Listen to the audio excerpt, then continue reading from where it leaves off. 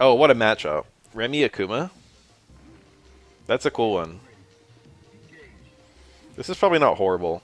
I can't imagine it's good for Remy, but I doubt it's worse than, like, 4-6.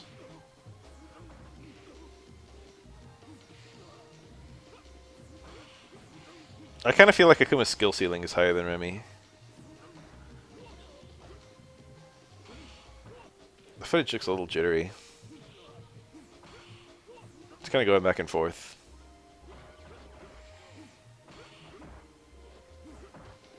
Remy's kind of getting owned. Maybe Remy's worse than I remember.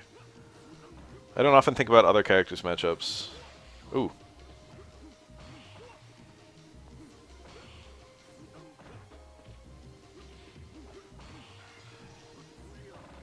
Bro blocked the whole thing. I think all versions of Akuma's red fire. Wow, nice parries. I think all versions of Remy's red fire or Akuma's red fireball can be nullified with a single projectile, even the multi-hit ones. Kind of a fun little quirk. Ooh, this is winnable. Oh my god! Parry into close spheres.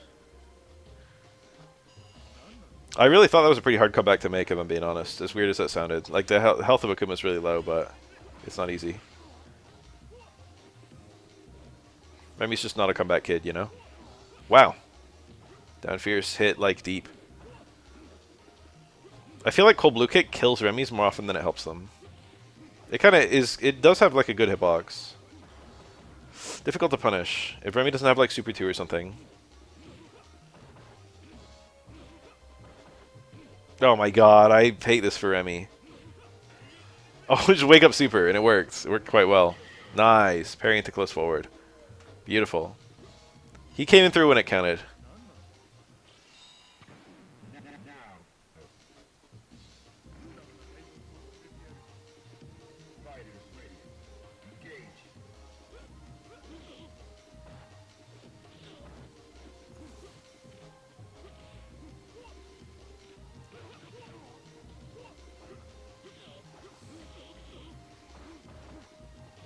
Oh, nice punish. The low short flash kick. That was beautiful. I wonder if Remy can down fierce a Tatsu. Unfortunately, there's no like flag for crouching in this game, so a lot of moves that, like you would think that you use a move while crouching, you won't get hit by a move that only hits standing characters. But a lot of like crouching attacks will raise your hitbox, and then you can then get hit. Remy players always do this. The backdash cold blue kick. It's a popular sequence for them. Yeah, throw some. Yeah, he parried early. He parried trying to think that he probably parried thinking that he was gonna parry that the meaty one. I don't think he was in parry lock though. I think he just fucked up because he should have down parried the first one, and the other ones would be forward parries. I think you can down parry the whole thing if you really want to. I doubt he did though. I think he just mistimed it. There's nothing crazy about that. You know, that kind of thing happens. Maybe he went for multiple parries there. Nice flash kick. Down fierce might have also worked. Flash kick trading is kind of sad. Ages ago, I beat Dagger G in that one tournament that Justin Wong ran, where I traded with his EX flash kick with my neutral jump hard kick, or his neutral jump hard kick, and I won the set because of that. It was like a really hilarious moment. It went down to the wire. I think I came in third and he came in fourth or something like that. Dagger G is probably somewhat better than me, but I've had clutch wins against it because the matchup is really slanted in Nora's favor.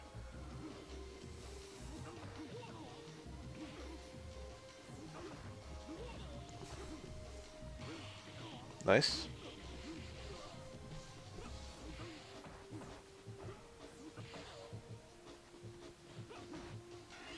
Is that really a... he did it like it was going to be a punish. Maybe it can be a punish. Oh, he got hit crouching. A little cursed. KKZ for the chip! Remy committed, but he would have died anyway. You can only parry subsequent hits of that. You cannot parry the first hit. Which means you have to red parry to get the later parries, which is a huge nuisance and very likely to kill you. Additionally, the first hit in and of itself does an ass ton of chip. And it's difficult to jump out of the way because, again, you can't air parry it because it's just unparryable. Oh, he didn't have charge? He probably broke charge trying to do a cancel from the low strong into a fireball. Ooh! Oof. Stairman House poke. Where is everyone in chat? It's so quiet in here. Someone say something just so I feel less alone.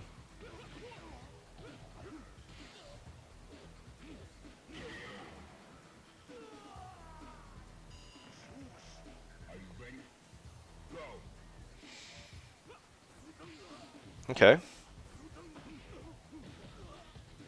Everyone left because I was playing Pokemon. Nice flash cake. Nice early flash cake.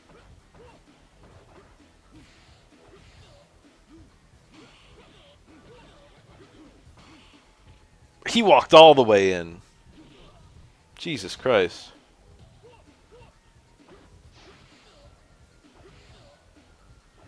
Bro, is there actually no one in chat? Am I just streaming Third Strike for just me? I like Third Strike. I'd watch it anyway. Oh, Car Demon. But he already jumped. Surprising. That's a wild time to jump. It's you almost never see people trying to anticipate a Car Demon. Really crazy. Like, jumping out of Car Demons makes you vulnerable to literally anything else that can happen.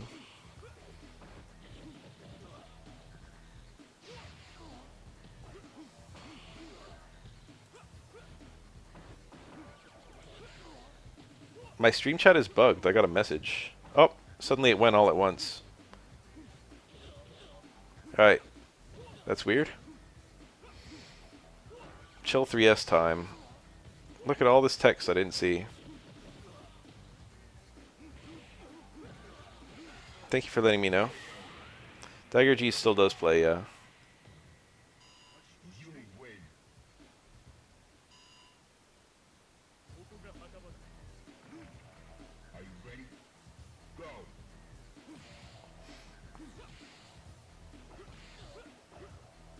Thank you, Ria.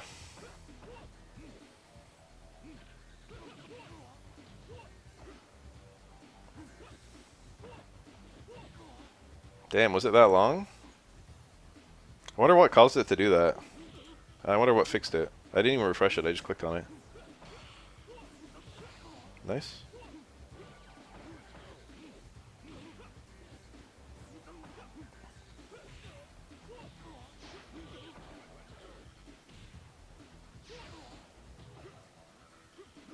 Ah! Scary.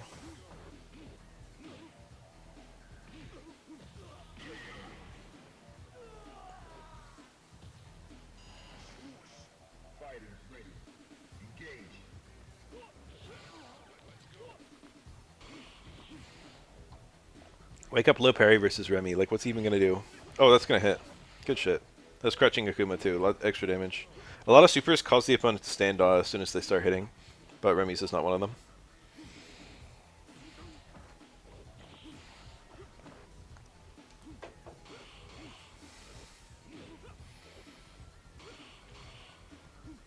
Ugh, that was a really bad Tatsu. Akuma's meter is like, you really can just do like raw supers YOLO like that. They're pretty hard to punish. I hate when Remy's players hit low roundhouse. It's such a liability. Oh, nice jump. What a goat jump right there. I love when that happens to me. I jump all the fucking time. When someone just commits to something that if you hadn't already jumped, you would die, but you've already jumped. I live and breathe in the air in this game. Nice. Oh. He had a better punish, but what he got was okay. That got a lot of hits. That got almost everything. Nice.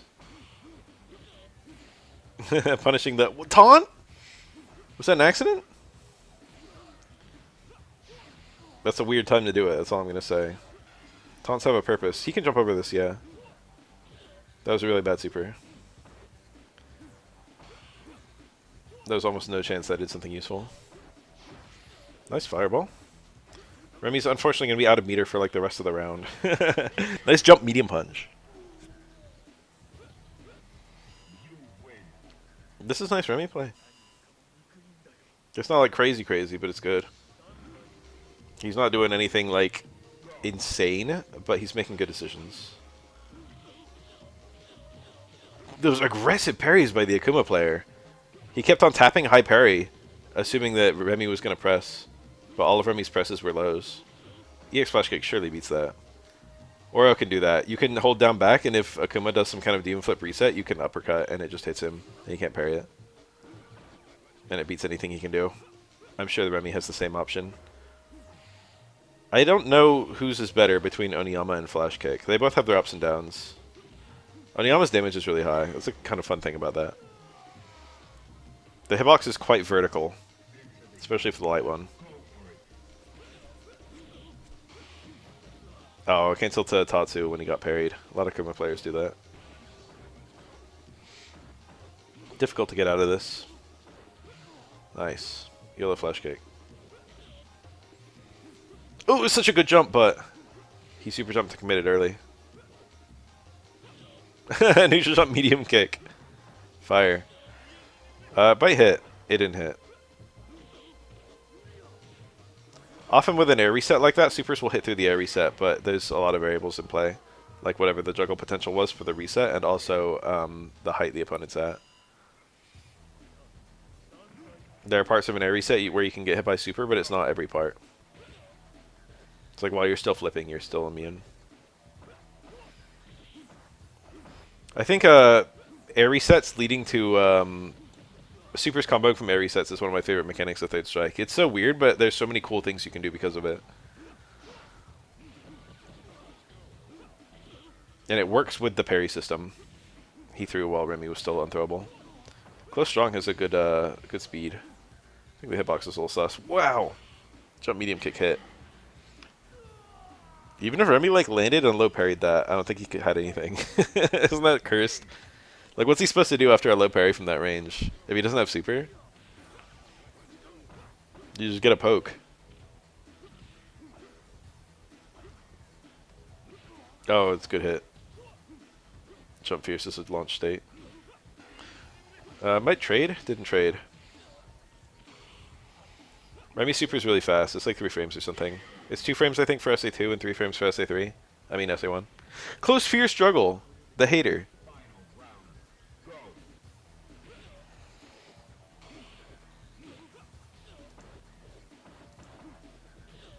He punished it, but he didn't commit to a flash kick. It's difficult. You have to react really quickly and commit really hard. Situations like that are troublesome. Close Fierce. There you go. What a punish.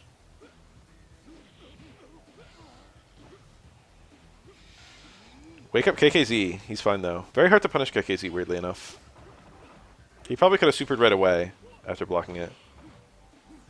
I believe this. I don't know what the fuck they would ever do to bring Remy back. Oh my god, that was scary. Akuma blocked anticipating EX flash kick on Wake Up.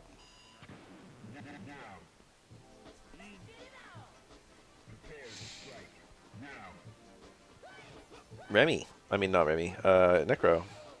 I mean, it is Remy. This is a cool matchup. I would think that Necro actually has pretty good mobility options versus Remy's pressure. Wow. And of course, Necro has very good dizzy output, especially with SA3. I love that. When you do his half circle forward kick, hit grab, it changes to a special back throw of the opponent's back turned. Super into juggle here, dizzies. Oh, just super dizzies. Brutal. That was not the optimal thing to go for there. He should have taunted. He didn't even get the full juggle. There was probably not a kill there, but there was closer to a kill than what he got. There might have been a kill. If he did like taunt into back round out super into a good juggle. Oh, I like it. Yeah. I think that was the frame of the thumbnail.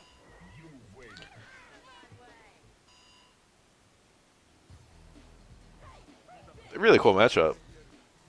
It's characters like these that are the soul of Third Strike. If anyone tries to tell you that characters like Chun-Li or Yun are the soul of Third Strike, punch them in the face.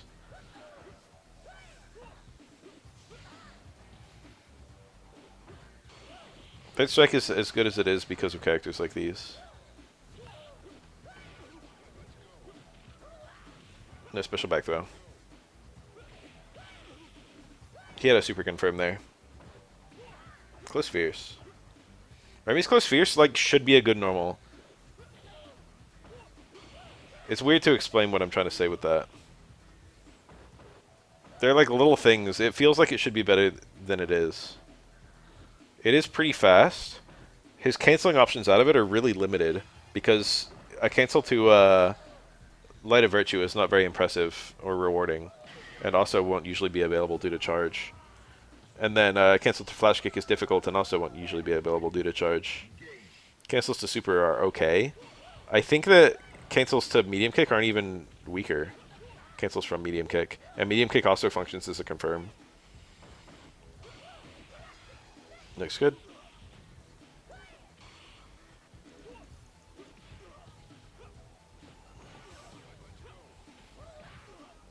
Oh, no juggle. With a juggle, would he have dizzied him? Damn, he just went for it. What a good punish. Holy shit.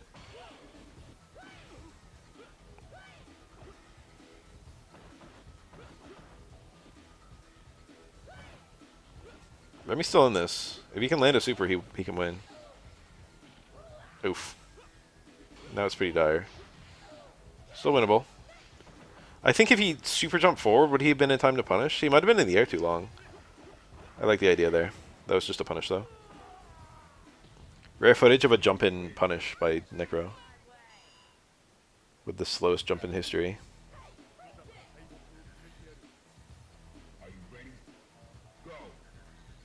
That's a funny thing to say. That might be true. Like, Oro as a top tier would have been far more cancerous than the top tiers we have.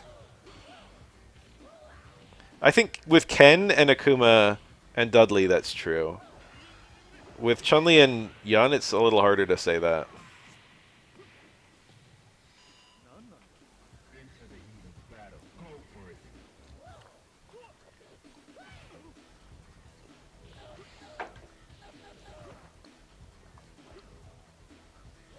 Probably Ryu. Top tier Elena would end up just being very similar to top tier Chun-Li or top tier Yun, I feel.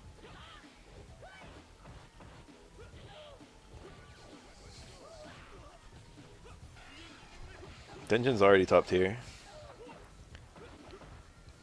Ryu being a top tier would not even need that much of a move upward, if I'm being honest. But like top tier Genjin just sounds like top tier Genei-jin, honestly. It's like, oh, he activates so I lose. That's like already where we're at with Yun. At the very least, it takes Yun 4 activates to kill you. And it only takes Ryu 2 Denjins to kill you. Top tier Q sounds healthy, actually. If he just has an ass ton of health. Imagine Q with like double as much health as he currently has. That's what top tier Q would look like. And you just get to play, but it just takes forever to kill him.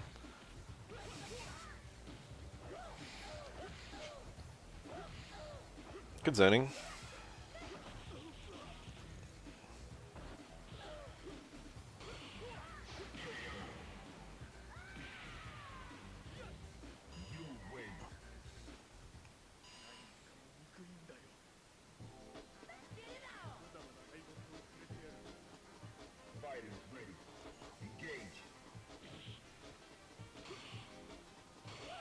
Wah! Dash in low parry. I do stuff like that. Golden War Machine. I don't know if he's considered a top tier. He's played a lot.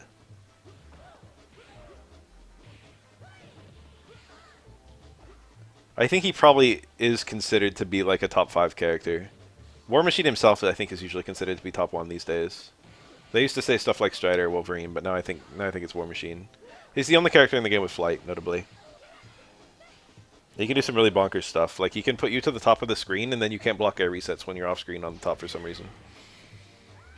So if he, like, carries you to the top of the screen, he can just, like, infinite you. MVC1 is a game I like a lot. Whoa. Necro's giant forward dash and Remi's giant back dash at the same time. Red Venom is... Like, you would think Red Venom would be an easy top tier because he's absolutely full of infinites. But when you actually look at his neutral and how incredibly low his HP is, it ends up pulling him back quite a lot. I think he is a high tier character, but I don't think he's even top 3. I used to think he was like an easy top 1. But having an infinite is not enough to make you a top 1 character, weirdly enough, says the Aura player. You have to consider like how often you can land it and what, you know, what happens on the other sides when you're not landing it.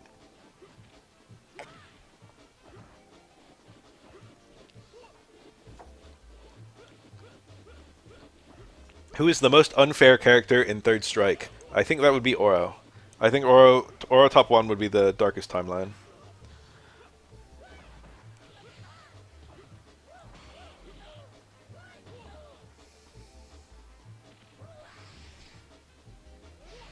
Wow. Good EX flash kick. Delayed EX reversal is kind of goated. Really high success rate.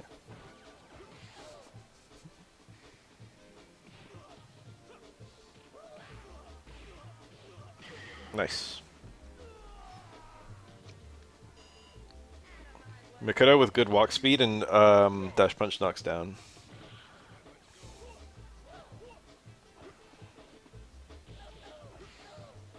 Super Combo says, I'm curious. Hyper Venom, Gold War Machine, regular War Machine. Okay. That's probably accurate.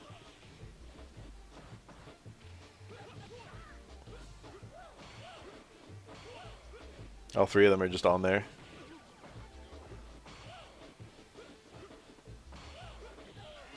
Discord tier list.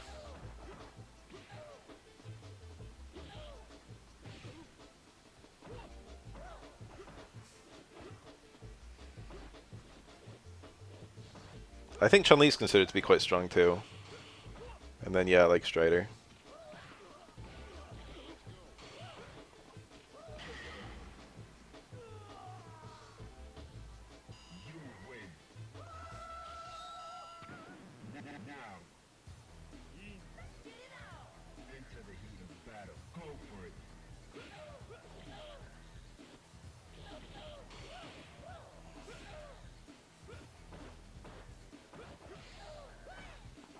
Omega War Machine. There you go. Sefric is a Gold War Machine believer. He is OP. He's really good, but it's matchup dependent.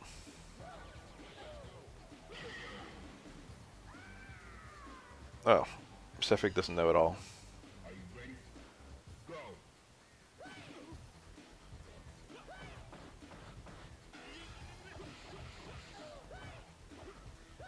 Like, if Strider activates Ouroboros, Gold War Machine is, like, helpless.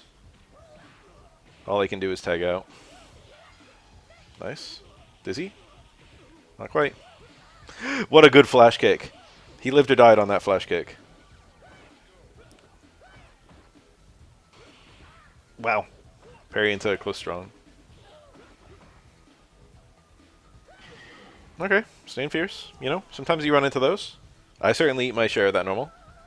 And I'm like the most mobile character in the game.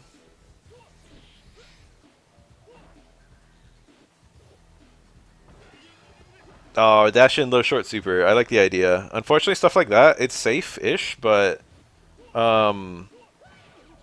if it fails, you burn a lot of meter. And Remy doesn't get meter easily. And the chance of success is not even that good. The anti-RTC. Vanilla SF4 tourney? I don't even know who I'd play. I can't do Kemi's instant air dive kicks well enough. I'm not super consistent at those. A vanilla tournament today. Probably Zangief. I'd probably just go in with Zangief and just do lariats and EX green hands. Zangief loses to Sagat, and I think everyone will be playing top tier Sagat. I guess I'll play Ryu. I would just play Ryu.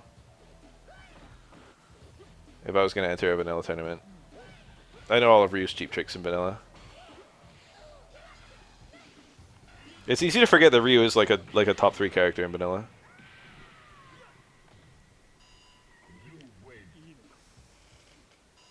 I don't.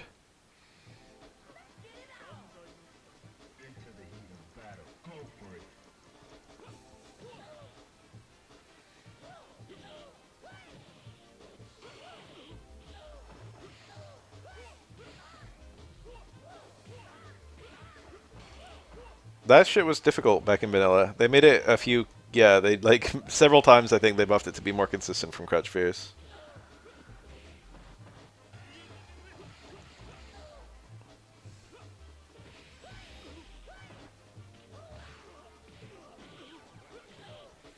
Really goofy sequence. I think it didn't work in the corner at all for a long time, right? And then they buffed it to work in the corner pretty late. I haven't thought about that in a long time. There are still, like, Cody Super still just falls out on certain characters. I think Honda's one of them.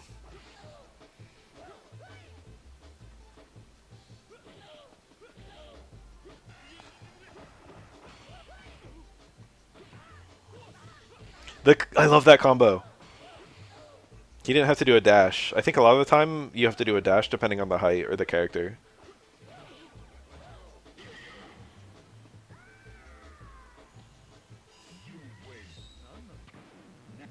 I don't think the overhead was a. I don't think it was an overhead till super. I think even in console vanilla, it was still just a non-overhead. Yeah.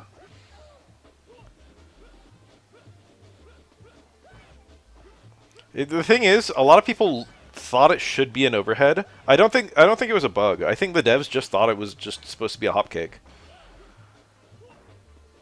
The devs were like, let's give Vega a hop kick, and they didn't really consider like giving him an overhead. Vega had a very good overhead already with his instant air jump fears. It was airborne. I think it's decent as a hop kick. It's just that hop kicks themselves are not that useful. But it's just like you know, Evil Ryu's hop kick.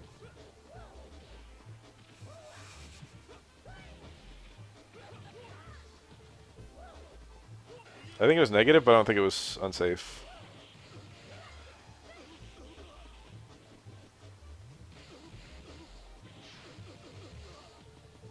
Cursed.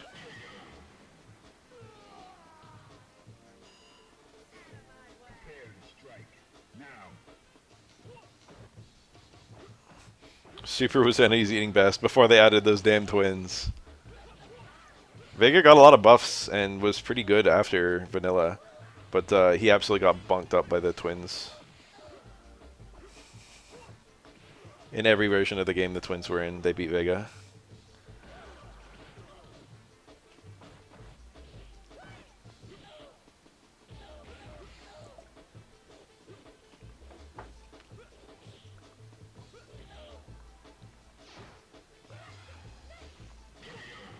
Nice jump. Vanilla Seth's zoning. Right at the end of vanilla, it was discovered that Seth had an unblockable, a safe full screen unblockable off of any throw. It was very difficult to do. It was frame perfect timing. But it's hilarious that it existed. Basically, on the frame that a fireball connects, if you do an ultra, or I think the frame before a fireball connects, if you do an ultra, the opponent, even if they're already blocking, cannot block a fireball during the ultra freeze. And there were a few different setups for that for various characters, but Seth's was notable that you could do it from full screen off of a common setup, and also even if you missed the timing, he was safe. So you could literally do like back throw and then just time a medium fireball, and then just go for an ultra one.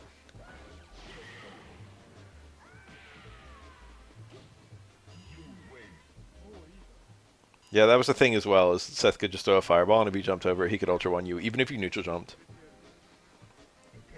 Ryu could do that with his super, but his ultra wasn't good for it.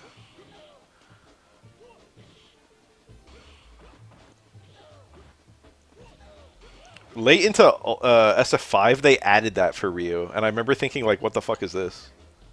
It's a really funny thing. They like made it so Ryu could now have super and fireball on the screen at the same time, and it was like, if you jump over Ryu's EX fireball, he can make you land on a super. It was like something that wasn't in SF3 at release, and then they added it later on. Interesting. Instant air jump parry. Yes, I do. Best of one, yeah. And they would just do jump back, hard punch, and if they ever hit the wall, they would either teleport or jump off the wall. And they would just try to hit you one time and then stay away from you.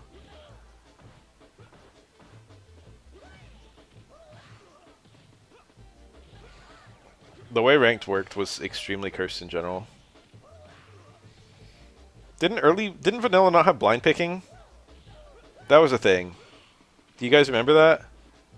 You could see which character your opponent was picking in versus. So people would like wait for the opponent to like pick their character, and if they picked like Zingy for something, you go to Sagat.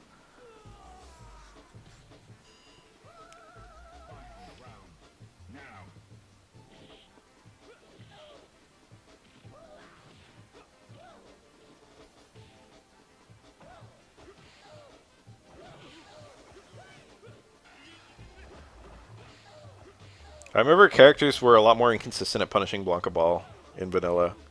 Like a lot of characters just didn't have a good punish for heavy Blanca Ball until they had like an Ultra 2 added.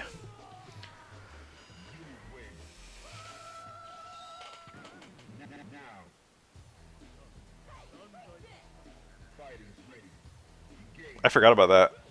He got it back eventually.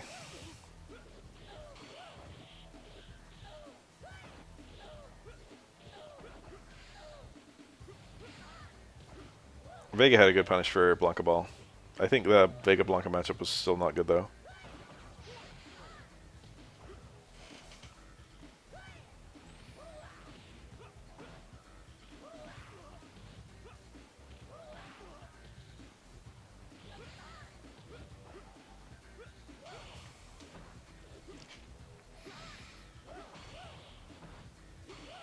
Ah, that doesn't surprise me. Edition Select is not a perfect port of the older versions because there's some things that they fixed.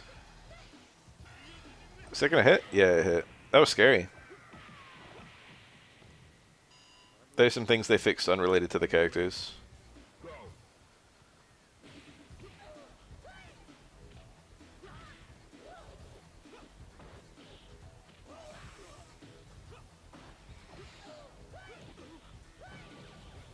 One thing that's easy to forget about Vanilla Vega is that it took a lot fewer hits to make him lose his claw and mask.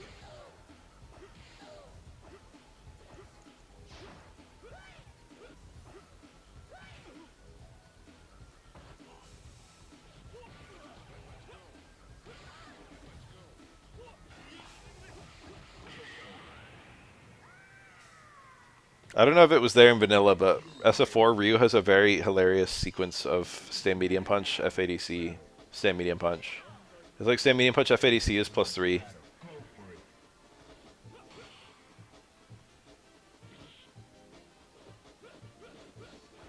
Not that's a good sequence or anything. It's really funny because stand medium punch is like Ryu's combo starter in every other game. Every game since then. Cool blue kick. Hitting deep. Ken's car throw. Vega had a good car throw too. Ken's was huge though. Ken's was like the biggest in the game. It's really funny that they gave him that because his car throw is not even good in Street Fighter 3. He has like the smallest car throw of all the Shotos. So it's funny that that was the thing they gave him. I found it really funny that they gave him the TC and absolutely zero people used it. That was like one of my early impressions of SF4. I was like, why does no one use Ken's TC? Because it's such a good TC in SF3.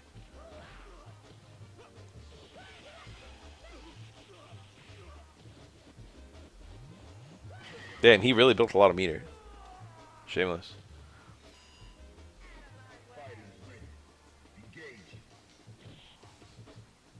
What was that? Just dash and parry? Wait. That looks very cursed. Deep hit. That didn't combo. No, confirm? That was a really terrible jump. Probably a failed instant dive. I don't see Remy making this comeback in like 100 tries. I would always give this to Necro. Oh no, it's unwinnable now. Yeah. Jump away strong. It's like Seth.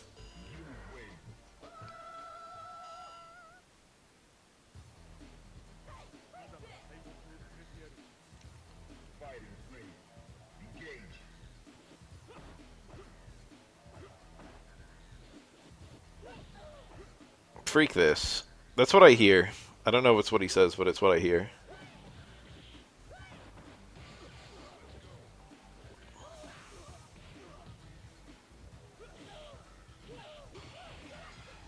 Dizzy.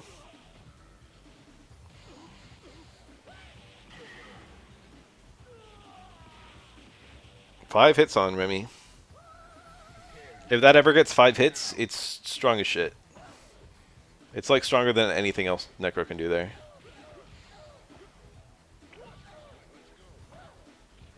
His meterless damage is higher than his like. Oh, he wanted back roundhouse, but he got neutral roundhouse because he was behind Remy. He didn't expect Remy to move forward. One of the things I love about Third Strike is that regardless of how much you play this game, you'll find yourself in scenarios you've never been in. Like that one.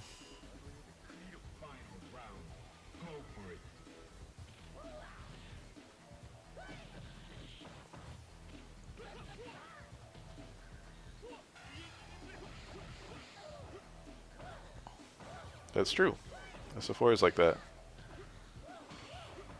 It depends on the character you play and the, you know, few other things.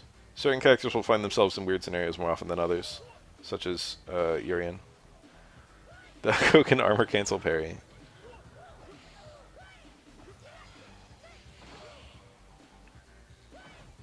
I don't know how to feel about using Electric Snake to try and preempt a fireball. Seems very ambitious. That Dizzy bar, he's actually just going to die if he gets grabbed or something. Plus, baby. Light spin hook is +1. Armor cancels in SF4 were used for certain characters.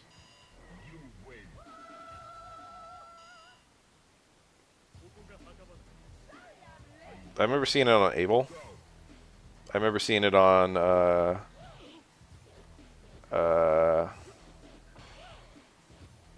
was it Geef?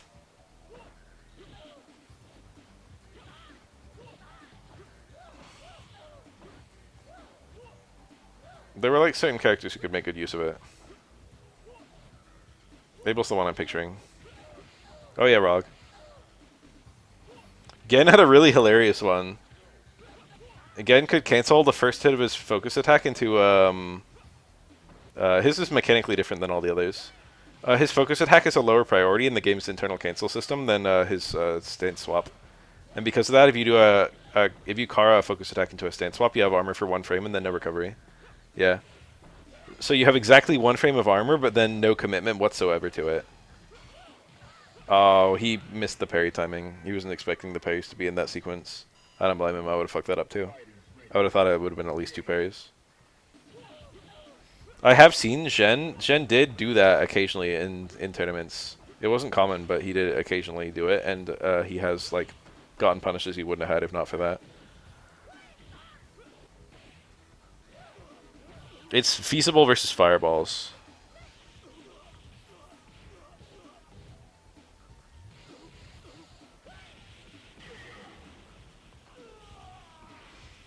I think I've seen Alforte do EX run Ultra 2.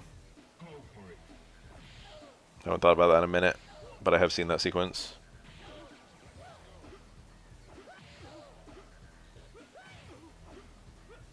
Guys, seems like it would be okay if not for the execution barrier. If you could do like EX roll into... Oh, not EX roll, EX run into Ultra 2 or something. The problem is EX run is not a great thing to do if they don't hit you. It's not horrible though.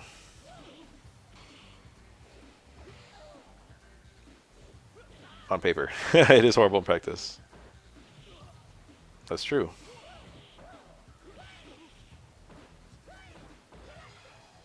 Did Hakan have armor? Nice.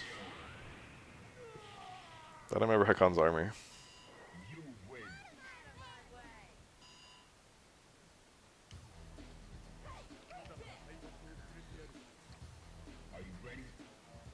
Oh, Hakan's like Hakan, yeah, he had some nonsense with that. It's unique, isn't it? He could have like a few frames of armor and then dash cancel and then normal cancel. Or a few frames of invincibility and then normal cancel. Hakan had so many... I should make a video on Hakan because most people have no exposure to that character. And he went basically unexplored for the whole lifespan of the game. But what he had on paper was insanely weird. And it's obvious the devs didn't know how strong it would be. But unfortunately, it was kind of restrictively difficult, the scenarios where you would do it.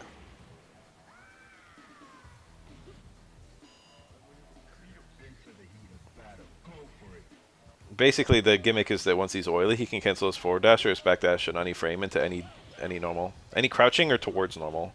I don't think he can do it for his neutral ones. Maybe he can, I don't remember. But the notable thing about that is that all backdashes have invincibility, including Hakan's, so he could just have some invincibility and then cancel it. To any normal. There's some weird things he can do with the forward dash too, but the back dash is kind of more novel. And then, yeah, the focus as well. Gives him armor. And then he can just cancel it.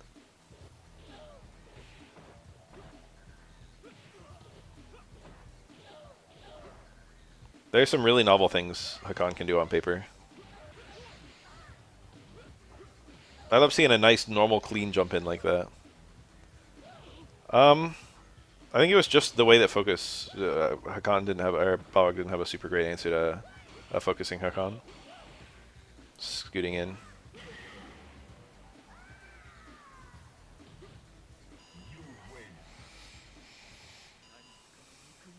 I'm hovering over it, but nothing's happening. Is it infiltration versus PR Rock?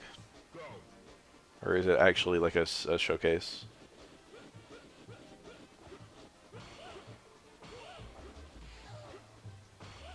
A Hakan compilation. Okay.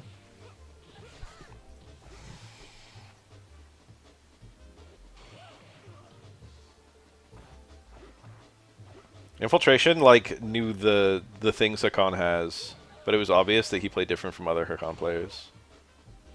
But he was like a good player, so he still made it work.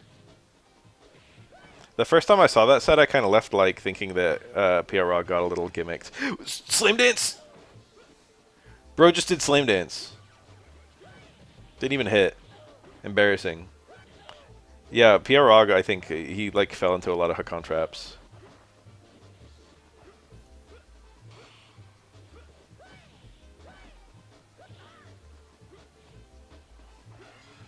Nice. If I was going to make any change to any character in this game, the very first thing I would do would buff anti-air damage to Remy Super 2. Oftentimes it just gets like 3 or 4 hits. That was actually more hits than I usually see it get. Slam dance! That shit is really quick. You can jump out of it post-freeze, but it's so fast that you can punish stuff that's minus. He's using it for counter-picking cold blue kick.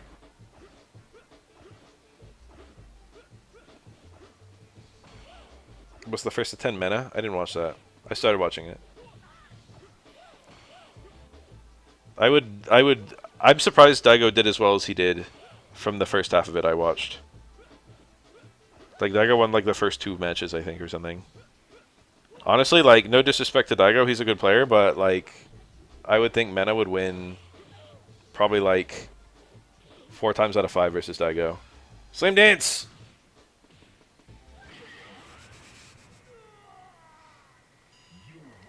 Mena's on another level than almost any other player in SF6.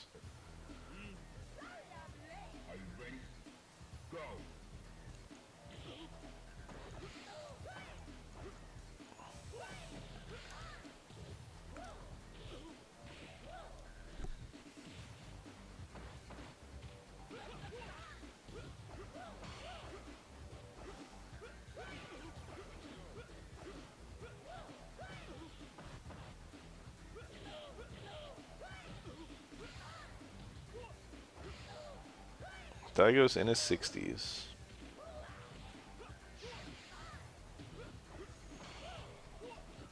Whoa, failed drill? Necro players be like, I don't think I will hit this down plus. Oh my god, Slam Dance is killing it. B minus, do Slam Dance. Hell yes. That's how to play third strike right there. Slam Dance is one of the funniest supers in the game. It's very possible to get gimmicked by a super that you don't often fight. I gimmick people all the time with both Oro SA1 and Oro SA3. SA3 actually like has a surprising number of gimmicks to it. A lot of people just don't have that much exposure to it. A lot of Aura players these days just only pick SA2 or don't even pick Aura.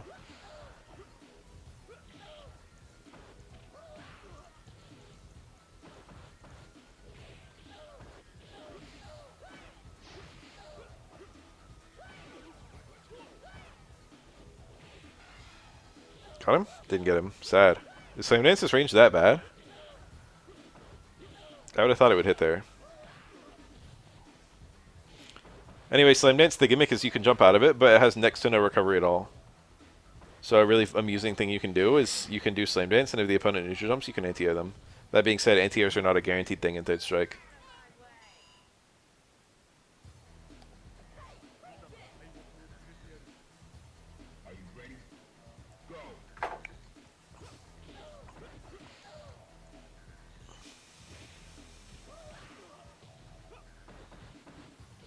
I think PR Rog was probably the best Rog I ever saw.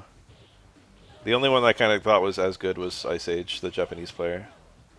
And they were probably pretty close to each other. PR Rog was probably a little better. Ice Age would do more flashy things, but I think his actual like win rate versus top players was lower. I bodied PR Rog, says Sefric. I believe that.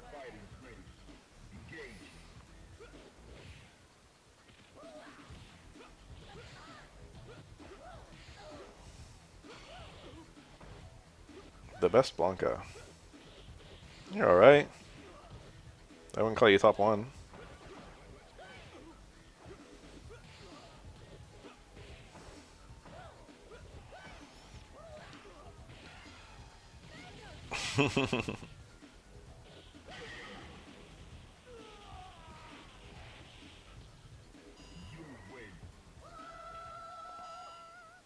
I remember after SF4 had already died, I went to a tournament that was like a revival tournament for SF4. The SF5 had already been out for like a year or two. And there was like a crazy good player there that I played a ton of sets against. We played all kinds of characters, and we were going like really back and forth.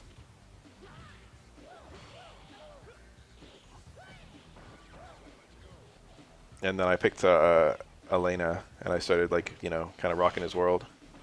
And then he's like, let me play my main. And he went to Adon. And we played like really good back and forth, like high level matches. And I remember, you never just like, you're like, damn, I'm killing it. And this guy I'm fighting is also killing it.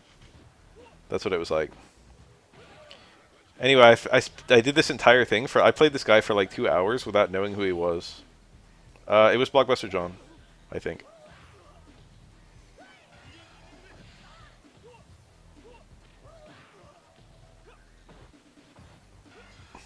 Nice.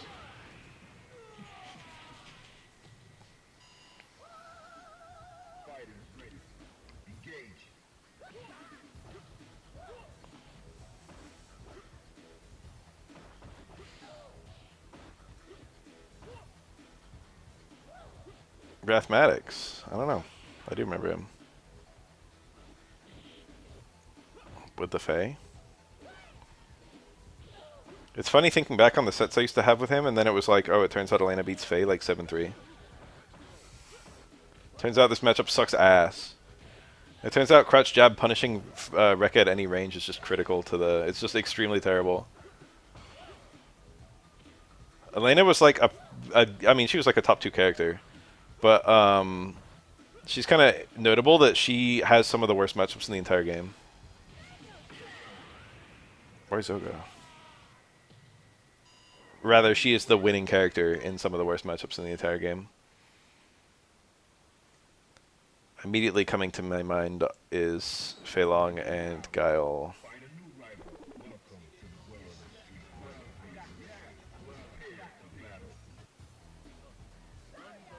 My dear friend Plucky mentioned Derp to me just recently.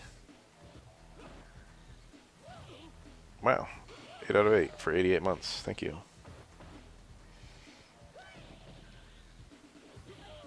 I don't remember what he told me, but it was something weird.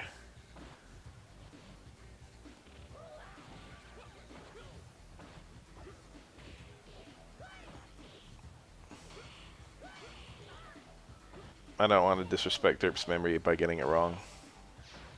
Oh, no punish. He was there in time to punish it, obviously, but he just missed his initial button. Beautiful. I love that sequence. Back fierce, down back fierce, back strong. Izzo. Izzo skizzy. Can I hit? Yeah. Unlucky Izzo.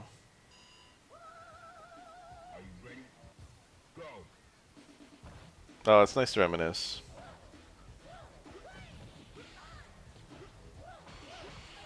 I've been playing mostly Third Strike these days. I played some games today.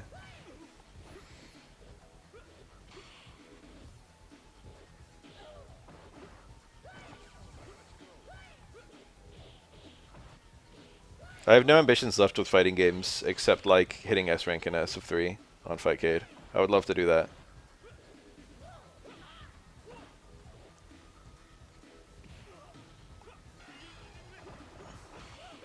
Oh, and all 5 hits. Oh, he's dead. What is going on? Who blocks a point blank EX flash kick and does nothing? Bro probably already put down the stick. He's like, oh, I won. That was a good parry. That's how I feel about KOF. I used to say that for both KOF 13 and 15. I played those games and I was like, I like this more than SF, but no one I know plays it. But I didn't play Children of the City of the Wolves.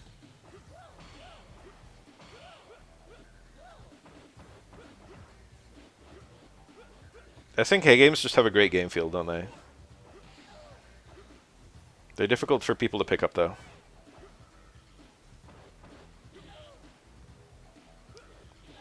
It's insane that I played Fightcade and GGPO and all that for as long as I did and never tried to play O2 Ultimate Match. That's considered to be like the online fighting game.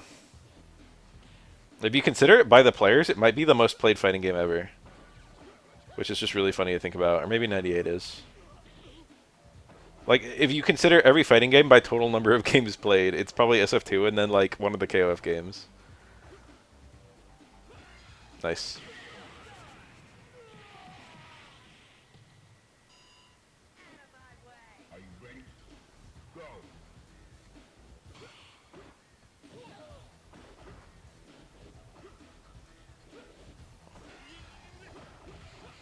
No, that's so sad.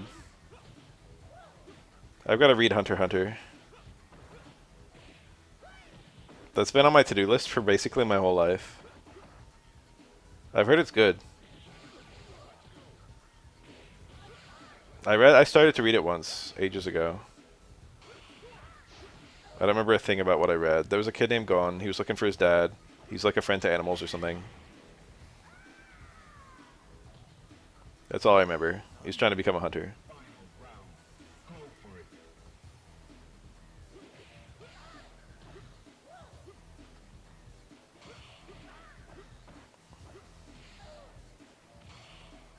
I bet that's all like chapter 1 stuff.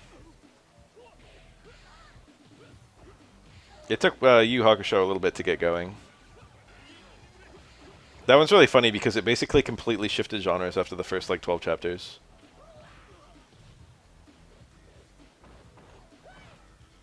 The beginning is really different compared to the entire rest. Bro accidentally invented shonen.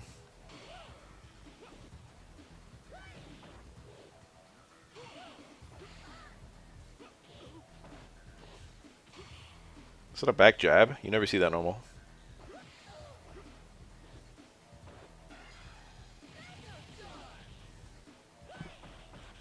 Ooh, is enough. Bro doesn't read. Animorphs was good. They need to make a Netflix series or something out of that. I would love to show Animorphs to other people, but you can't show people like 54 children's books.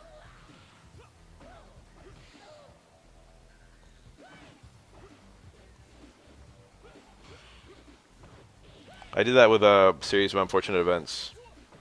One of my friends and I watched the entire series. I read all the series of unfortunate events, but he had no exposure to it, and I was like, let's just watch the Netflix together. And it was pretty good. I didn't love season 1, but it kind of came together after the fact.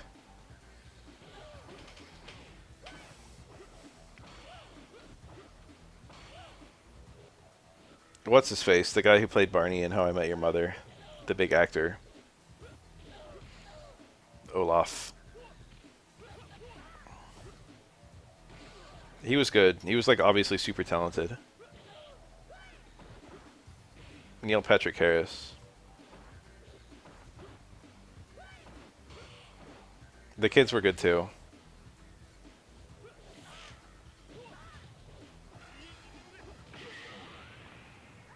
I was able to kind of tell I remembered all the details about it too, so I was able to kind of tell my friend about the things that were different versus the things that were the same. One thing that's really funny is that almost every named character is implied to be dead by the end of series of unfortunate events. Spoiler warning.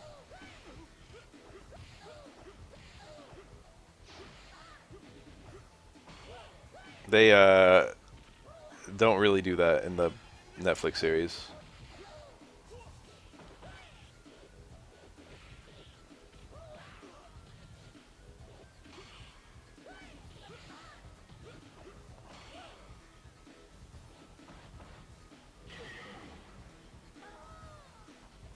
The cherry tap flow short. I love Necro's cherry tap animation. If he just kneels instead of tipping over, if he gets cherry tapped, I forgot about that.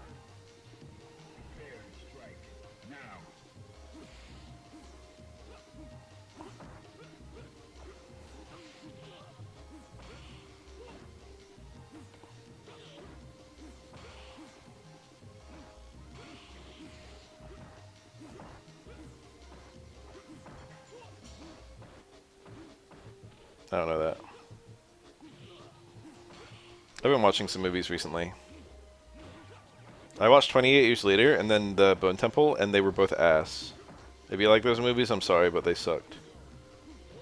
I usually like movies too. I would have parried low there.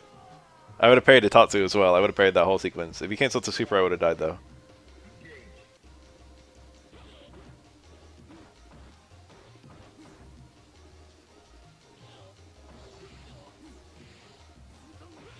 That was a perfect jump in. Wow. One of my big frustrating things is that I really like Pocket a lot, but I have almost no one in my life I can discuss it with. So making YouTube videos for it is a good outlet for me because the YouTube comments are a place where I can kind of discuss my thoughts. Wow, good card, Demon.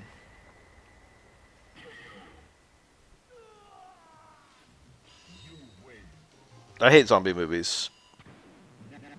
I have a vivid memory of being a teenager and saying, telling my friends who like zombie movies that I really hate zombie movies. Yes, I was a teenager once. I actually started doing my streaming stuff when I was a teenager. I've never seen that now. Was it a punish? I don't feel like it was. Maybe it was.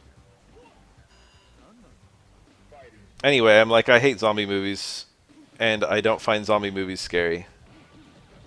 And I could not, I was going to finish the sentence. I was going to say, I don't find zombies scary. And the next sentence that was going to leave my mouth was, and they always just do the deconstruction of society. And I could not even finish my sentence because the friend I was talking to said, it's not about zombies being scary, it's about the deconstruction of society.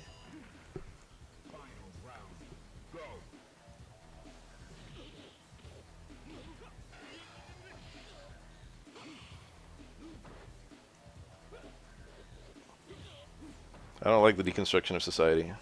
I do like it, it just depends on how it's done, and zombie movies always do it the same way.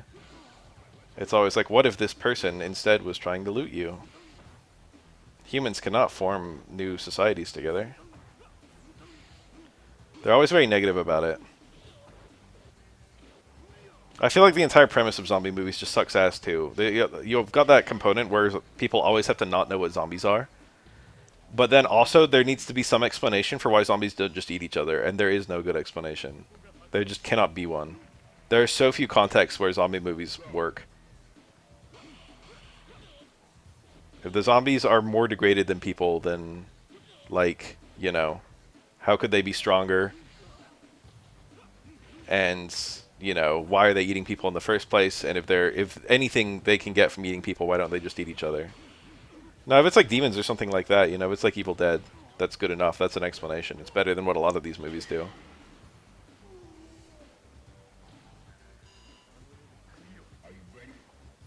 But because of that, I mean, I liked Evil Dead. I liked all three. All four.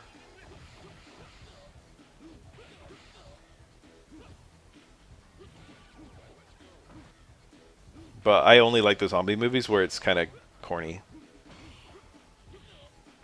On that note of zombies don't taste good, it's funny that you say that because a scene in the Bone Temple implied that the reason zombies don't eat each other in that universe is that they see each other as...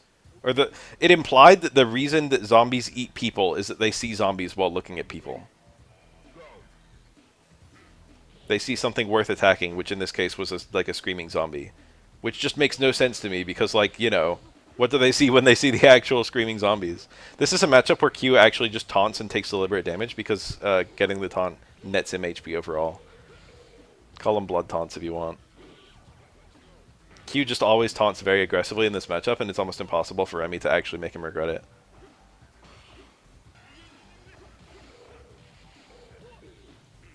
The video game that I'm working on is going to have zombies in it.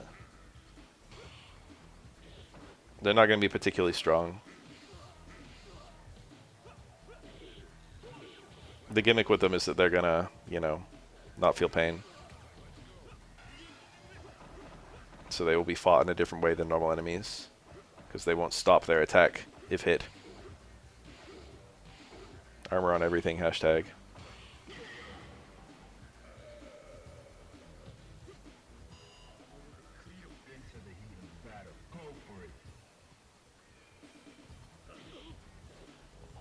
But they're not going to be like stronger than people.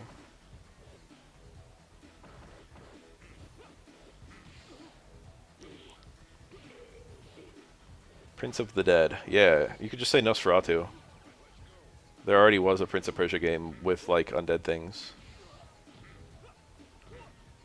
Was that 4 taunts? I wasn't keeping count. Oh, Super would have punished there, right? He also just could have parried the second hit because you can parry the second hit on reaction. But that's neither here nor there. What's funny is even if Q gets all his taunts, this is actually not even a great matchup. It's probably even. How embarrassing for a Q player to be able to reliably get 3 taunts up and then still only have an even matchup. Remy's neutral absolutely dominates Q's neutral. Oh, shit. But the thing is, if Q gets any kind of sequence like that, where he just gets like a lot of damage all at once, it just becomes horrible. Look, he's got all 3 taunts. And he's landed a super. Like, look at that. That was Remy's like strongest punish. You see the damage on that? What, he's got to land like 30 more of those?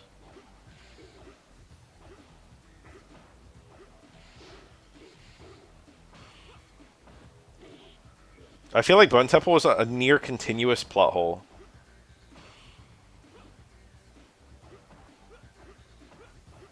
There were some things I liked about the movie, I guess.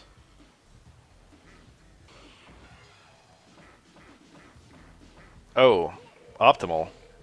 It's the little things. That's cute.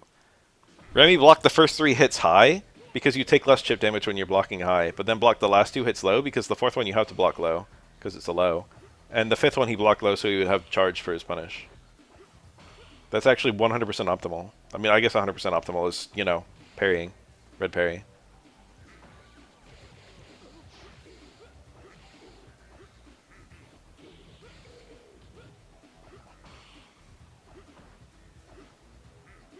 Not the most recent Fantastic Four movie, but the one before it. That was like Fox. There's like a scene that's used in memes a lot that's like a guy slowly turning towards the Thing and like staring at him. You guys have probably seen it. I always interpreted that character to be Johnny Storm. But I found out recently that it's literally like Mr. Fantastic. And I was just like, what the fuck is this? How did they cast this guy to be Mr. Fantastic?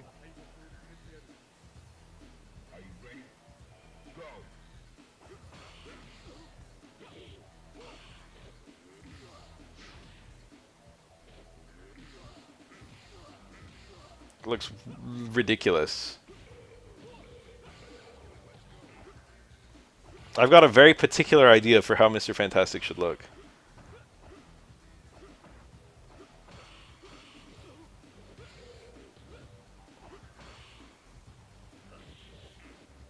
That's what I'm saying. I thought it was the Human Torch.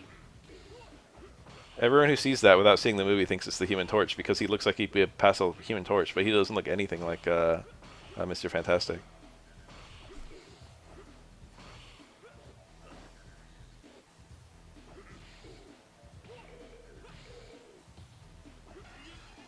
Just for the chip, baby. Oh, he ate it?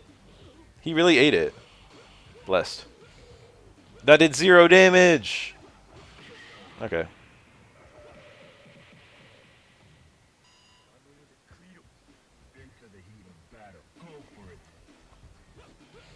Nice flush kick. Get the damage before he taunts. Let me just universal overhead over a dash punch. Kind of surprised he wouldn't super there. Oof. This is 2 taunts. Only one? Taunts have more value the more HP you have left, for what it's worth. Kind of an interesting thought. It raises your defense, it doesn't raise your HP.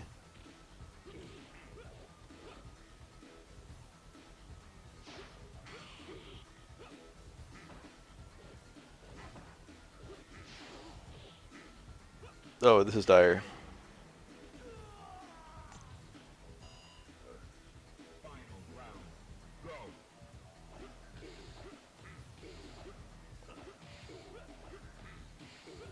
Remember how they put the Super Scroll into Marvel 3? That's such a funny decision they made. Marvel 3 is really notable because the MCU hadn't like taken off yet when it was made. So they put characters in the game that they thought they would be using for the MCU. And a lot of them they did, but some of them they didn't. And they didn't have their MCU designs yet, which is why we've got like the pink Hawkeye. The really goofy Hawkeye outfit. Nice parries. And it's kind of neat to see, like, you know, like MODOK. It's like they thought they would use MODOK. I think they now have used MODOK. The reason they did Skrull was because they didn't want to dedicate 4 character slots to 4 different Fantastic Four members. They talked about that in an interview while the game was being developed. They were like, we can just have 1 character with all their powers. So they put Clerk.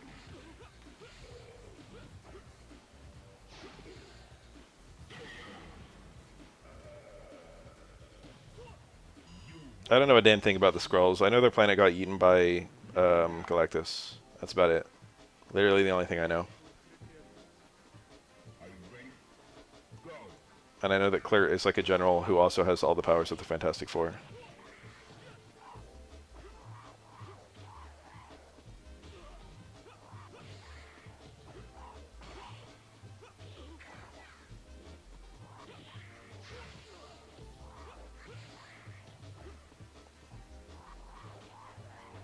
Unfortunately, it was literal Disney meddling that made Marvel Infinite bad. Because they wanted to only have stuff that was MCU. Which led them to, you know, not include any Fox-owned properties. Most notably the X-Men, Deadpool. I'm really surprised Venom made it in.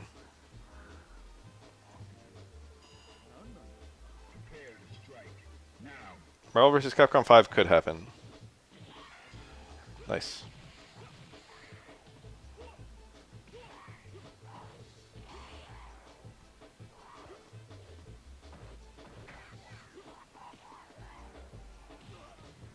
There's a 12 on the screen. I haven't said a damn thing about it. Of course, Remy's zoning is not particularly good against 12, but Remy's air dares are decent, and Remy's I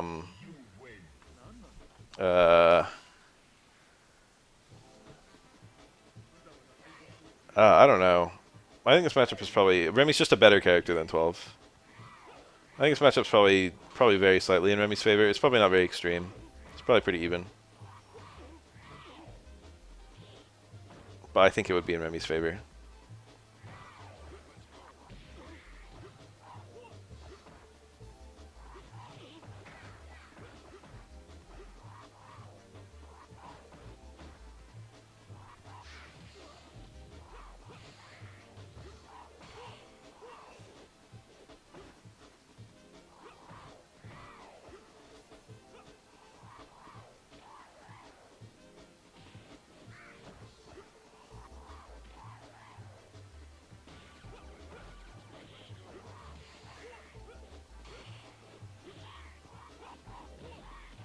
I never watched the Creed movies.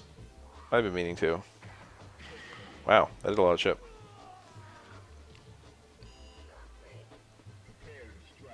Rocky 1, I went in expecting something schlocky, and then I got a masterpiece. I was not ready for that. I thought I would just have a good time. But it was like, no, this is actually legitimately good. This is like the kind of movie that anyone would enjoy, and not just the kind of movie I would enjoy.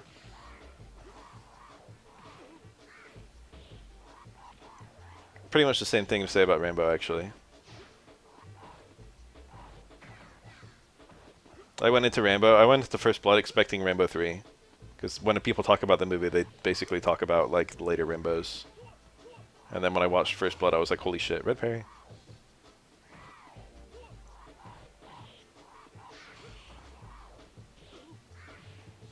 Mamie's really struggling to find a hit. That was good.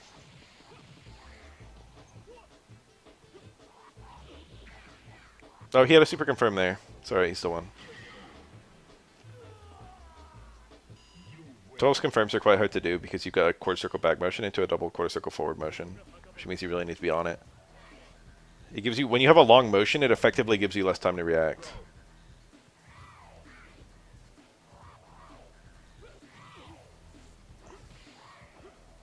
But it's still a reactable sequence. What?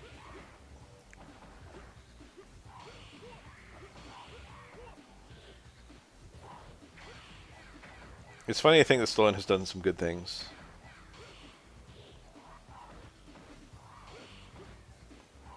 Almost all Stallone movies I like for being very shitty, you know? Has anyone here ever seen Cobra? I would say it's probably the last boss of schlocky Stallone movies.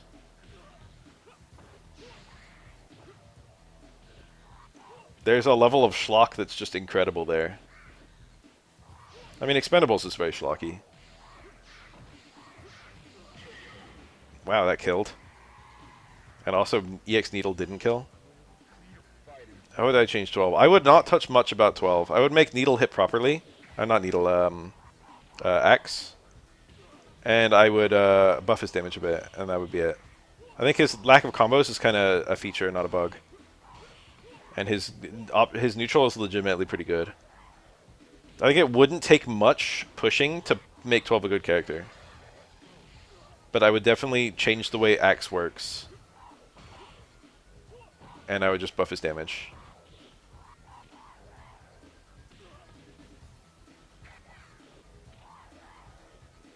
Air projectile, air needle. He puts his hands all the way down.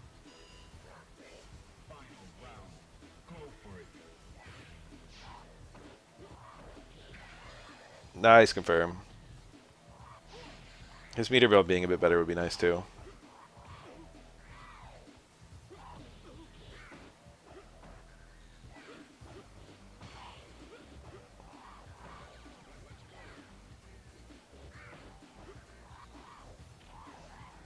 I would also take X copy and I would just axe the recovery of it.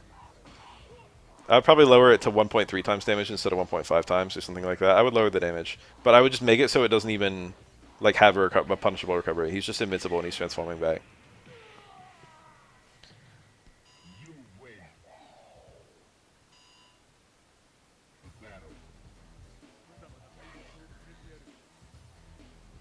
I would make SA2 do full damage if it got air to air. For EX moves, I would not do that. I would maybe do EX moves that take some of your timer away. But I would maybe not do that. I kind of like it without, you know, he doesn't copy the EX moves or super from the opponent.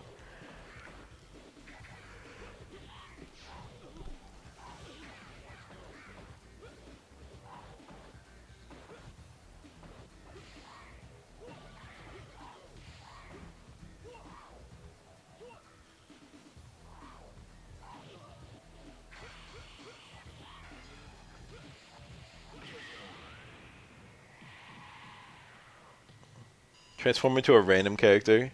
They could make it like Shang Tsung, where he can just transform to every character in the game. Different motions for each one.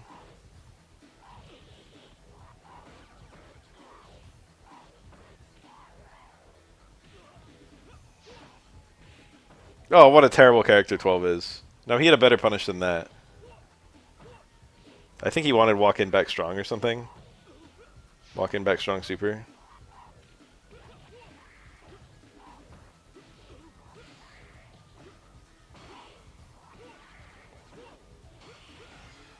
It's easy to underestimate how busted Gil is in this game. You guys probably know. You guys probably watched like a Big Yellow video about it and know that Gil is busted. But when you fight Gil, the last boss, he does not fully exploit what makes Gil so good in this game. Gil has a lot of just touch of death stuff. After his launch, he has absolutely absurd combos. Also, the frame advantage on all, or the frame data on all is normals is incredible. The recovery, the startup, everything.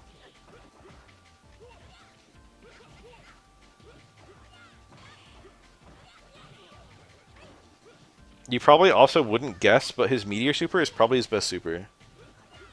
You would instinctively think it's his worst one.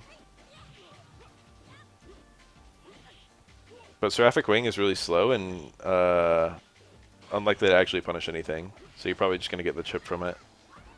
And you might even get hit out of it. Meanwhile, Resurrection, a good player will be able to punish it pretty well. It depends on the character. Some characters punish Resurrection better than others. Or I can just kill Gil during Resurrection. I did that during my Third Strike playthrough for YouTube. It's quite a good video. I'm quite proud of how it went out. He said that? They said that? The Meteors, it's very easy to combo into, and I think it resets juggle potential per hit, so you then get more stuff from it. Remi's zoning actually does pretty good work in this matchup, but obviously Makoto's damage is a gazillion times higher.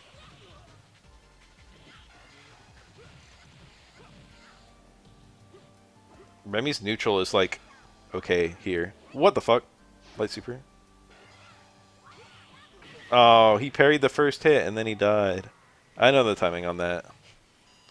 I think it's 3 relatively quick parries and then a super late parry.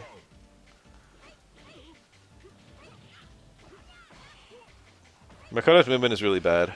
It's the only thing stopping her from being like top 1 in the game by a generous margin. Obviously the forward dash is really good, but it's very stiff. And then the air movement options are a little stiff too.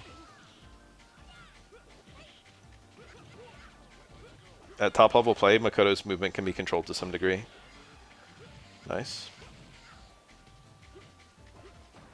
Hi. The raw supers. Oh, he tried to throw and missed it.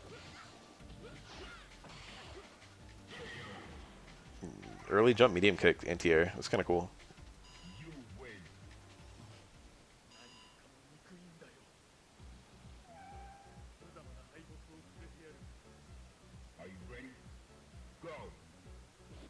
If I was going to parry Makoto Super, I would do like something like that.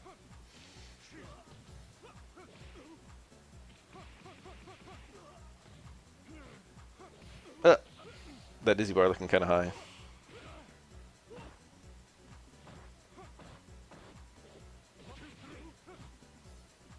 I clapped to simulate the timing. I don't know if it was audible.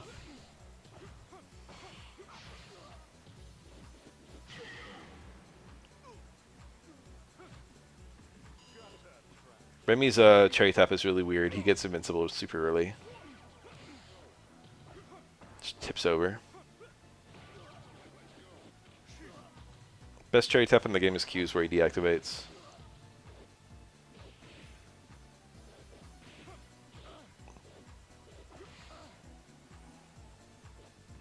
I like adapted that to my game. Now I do that a lot. Or a low short into heavy uppercut. The success rate is absurdly high.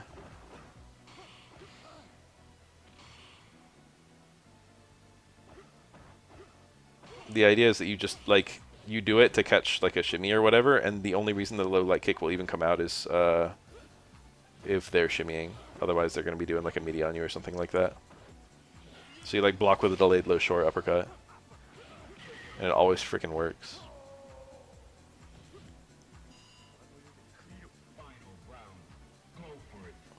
That was the thing people used to do in SF3.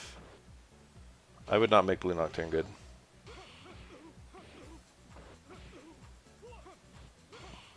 The very obvious thing to do to make Blue Nocturne better, I don't think it could be good. I think the absolute most important thing would be to make it so it doesn't do the super freeze until after it activates.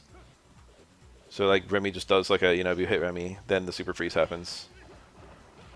And then I think the second most important thing needs to happen to make it even remotely good is it needs to hit properly on airborne opponents.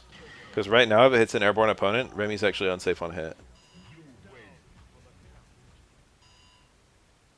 That would make it a better anti-air, and it would also make it better against like meaty hop kicks or overhead or stuff like that. Universe overhead. Leap attack. Not being able to use Blue Nocturne as an anti-air, that would be a very easy place to use it. 3 meters. I think the meter situation is fine for it. It's just a bad super for other reasons. Obviously it'd be better if you gave it more meters, but I don't think that's not the fix that I would fix.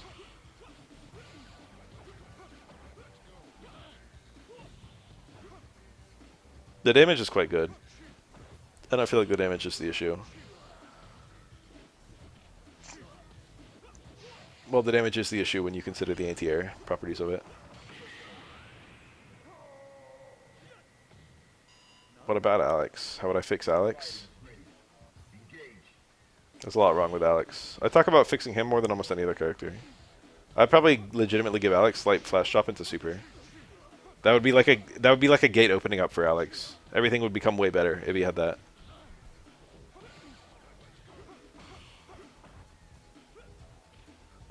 If you could just do like stand medium kick, light super, and then if it hits he can just like super 2 on reaction, holy shit.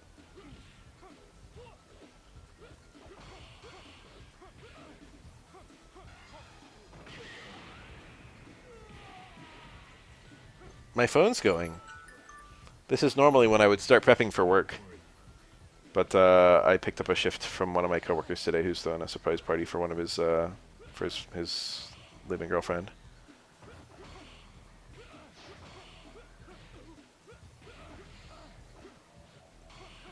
So I'm working a 10:30 to 7 shift. Grave.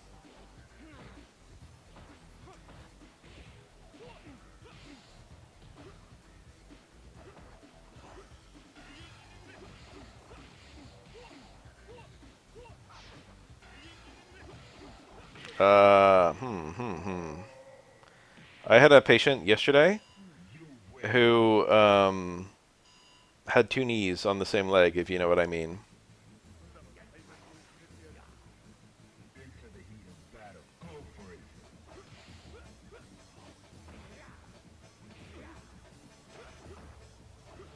He very badly broke his femur, and the new knee he got was bigger than his existing knee.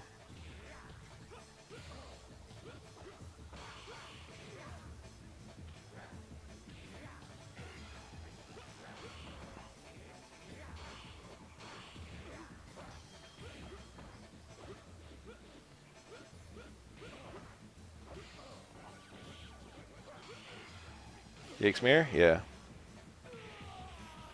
This is almost a checkmate. The chances of coming in that unscathed are basically 0.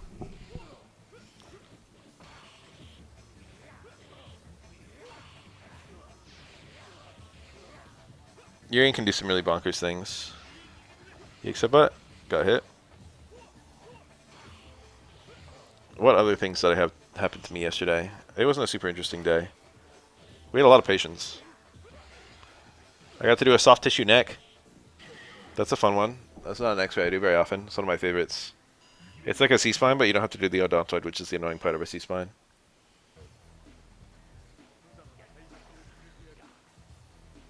Soft tissue neck is used for evaluating foreign bodies in the neck, usually. So, for example, if someone swallows like a peanut or whatever and it gets stuck in there. This person was having drinking wine, and some foil fell into her glass, and she drank the foil, and then she basically got a foil paper cut on the inside of her throat. And she said she seemed very certain that the piece of foil was trapped in her throat. She said that was the sensation she had. But then we shot the soft tissue neck, and foil will show up on an X-ray, and there was nothing in her throat. But my thought, I'm not a radiologist, but my thought was if it scratched her on the way down, she would have the sensation of the scratch that would be very similar to the sensation of something still being there, of something being trapped. So it's likely she just had like a laceration on the inside of her throat, teeny one. I can only imagine how terrible that felt. She certainly looked like she was suffering a lot. Young woman too, like 30s.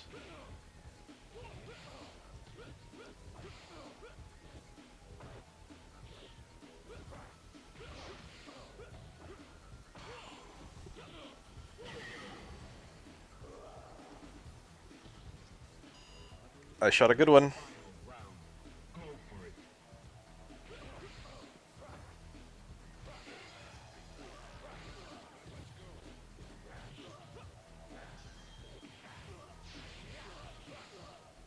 Whenever I'm with a patient who's hard of hearing, I pantomime what I want them to do. And usually it works, but every now and then it doesn't. And one particular thing I like to pantomime is taking a deep breath. But a lot of people look at me pantomiming taking a deep breath and then think they're supposed to like lift their shoulders. I'm like, come on, use your reasoning here.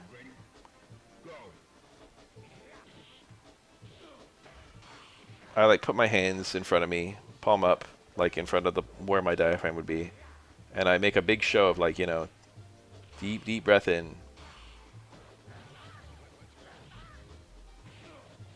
And they just copy my position. It's like, no, not my position.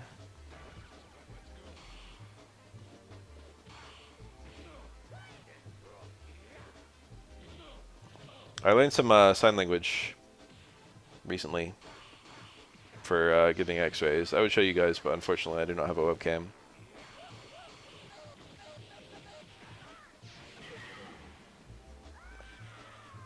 What, like yawn in front of them? And they're supposed to interpret that as a deep breath?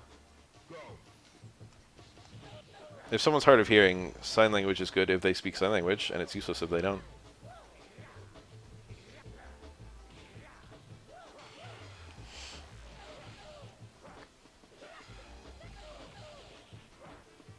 I know how to say not too much in sign language. I know how to say x-ray. I know how to indicate where the x-ray will be. I know how to say hello. I know how to say thank you. That's enough for me. Don't need to say much else. Oh, I can do take a deep breath and hold.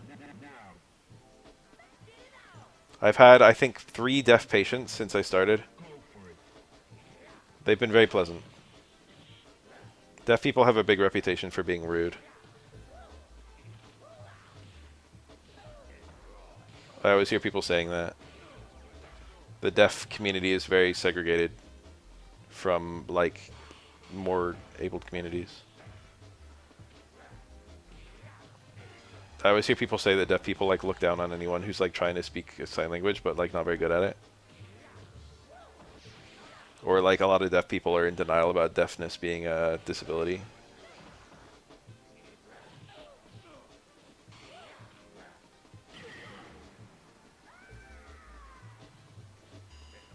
I made a tweet about that years ago. I said if hearing was something you could turn on or off, I would leave that shit off all the time.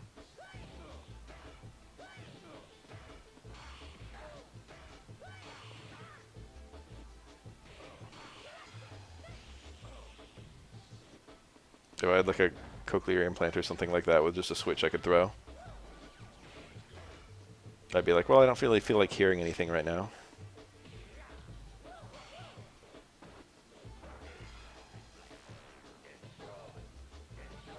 Oh my god. Poor bastard. The mirror wasn't even correctly placed for that.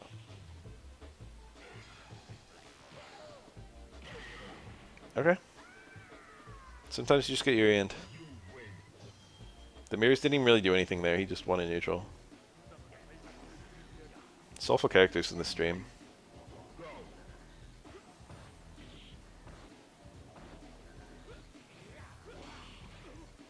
I've heard a lot of stuff about the insulated community of deaf people.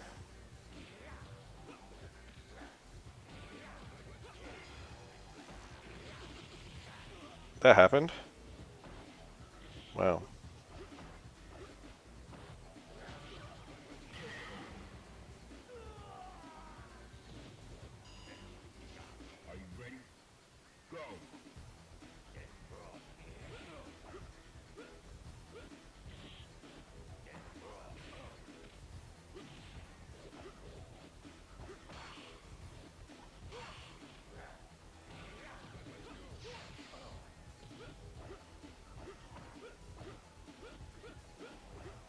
I think Urian doesn't naturally crouch under a high Light of Virtue, but does crouch under it if whiffing like a low strong or a low forward. It's like a really goofy thing in this matchup. Like Urian has to whiff a normal in order to go under the high ones. They like hit it, maybe just crouches.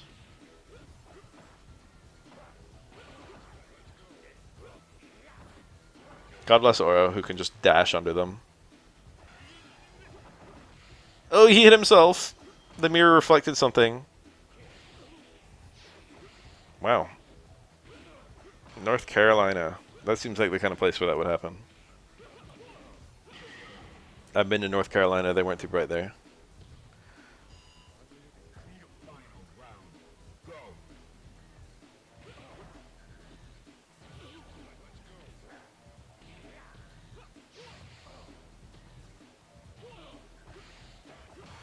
(2013).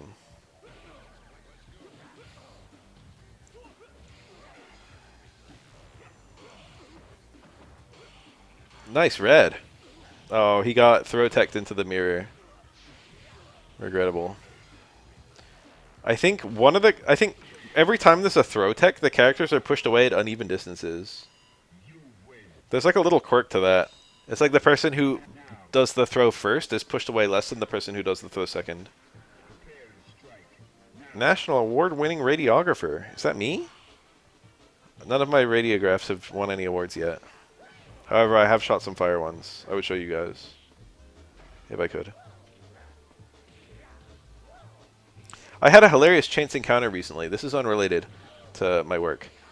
I was doing jury duty this week.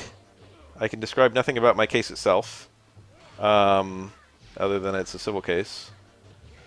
But one thing that I can discuss is that they have been wasting the fuck out of my time ever since I started showing up there. It's presently... I just finished 3 shifts of jury duty, 8 hours per shift, and they have not yet asked me a single question. And this is still selection. You know, I'm not even a finalist.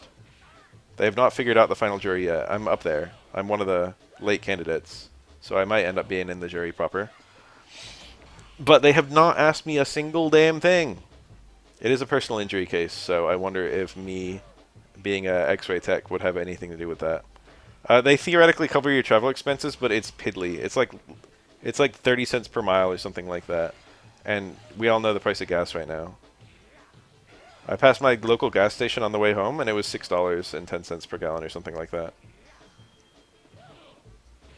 And I needed gas. I put like $10 in the machine. It's like the least gas I've ever bought at a gas station. But it's just like, you know, maybe it'll get better. For the record, I drive a hybrid, and I only need a little bit of gas. My commute is a little over 20 miles round trip to get to work and back.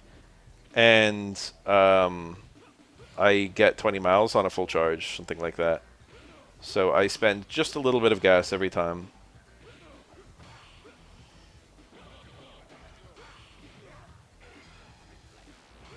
You are required by law to do jury duty here. A lot of people try and get out of it, but it's not easy. The simplest way, people say, is to just never respond to the postmark they give you. And just say you never got it. They can't prove that you got the jury duty summons.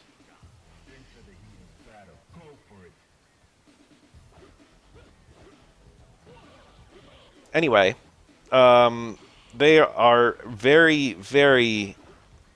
they really enjoy to waste your time in jury duty. For example, on day 2, when I first showed up, I got in at 8:30 a.m., which is when the judge ordered us to come. Ordered?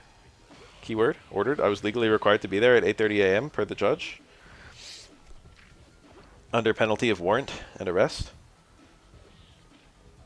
And that actually works. If you commit a felony, you won't get jury duty anymore.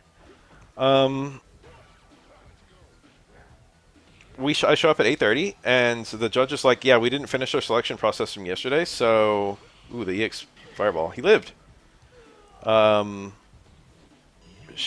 judge was like, come back at 10:30. And it's like, you have all of our information, all of our contact information, and you knew you weren't done yesterday. Could you really not have just sent out like a text or anything and just been like, hey, don't show up till 10:30? And it's just like, okay, now what? I'm in Santa Ana. And it's like, I have 2 hours to do nothing. You are under penalty of pre-jury when you make an excuse for jury duty.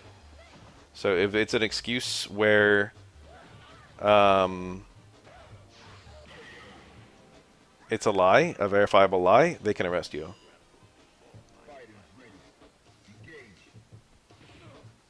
There was someone who did that. She started describing jury nullification, but she didn't refer to it by that name. But she hasn't been kicked off yet. She might.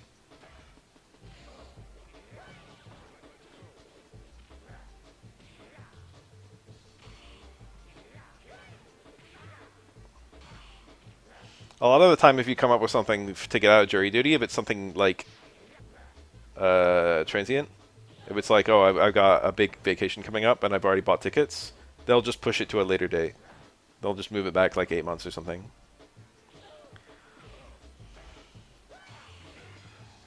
What a lot of people do is they just say I'm racist.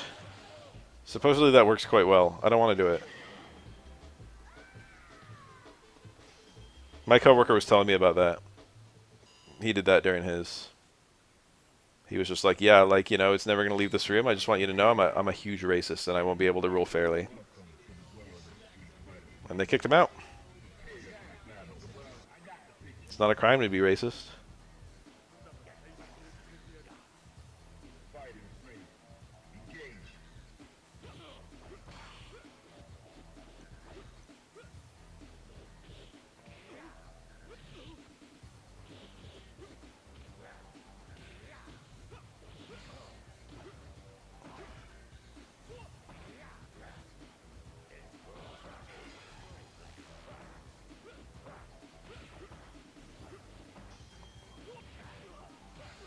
I didn't make a statement on whether I think it should be a crime to be racist. I just said it's not a crime.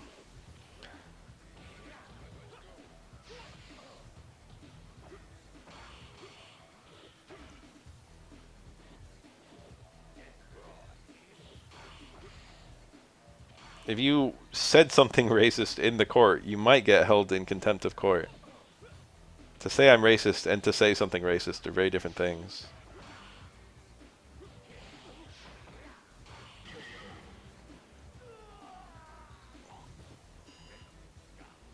No, my second alarm from when my first alarm fails to wake me up.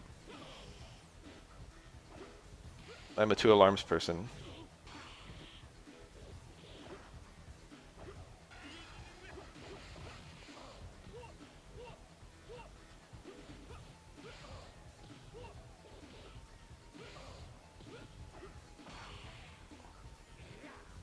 I'm going to tell them the truth. If they choose me, and I'll do it. It's been a huge nuisance, though. They pay you $15 per day here, which is nowhere close to what I make it. Oh! He wanted the second hit, and he got the first hit. Anyway, that's nowhere close to what I make at my hospital. I make like triple that per hour. Solve a math equation for the alarm to stop? You're a heavy sleeper.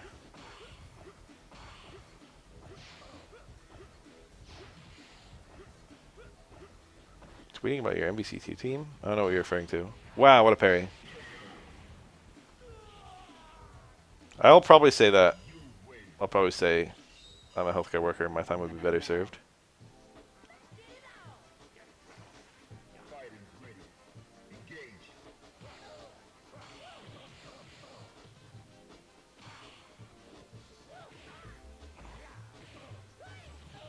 That's likely.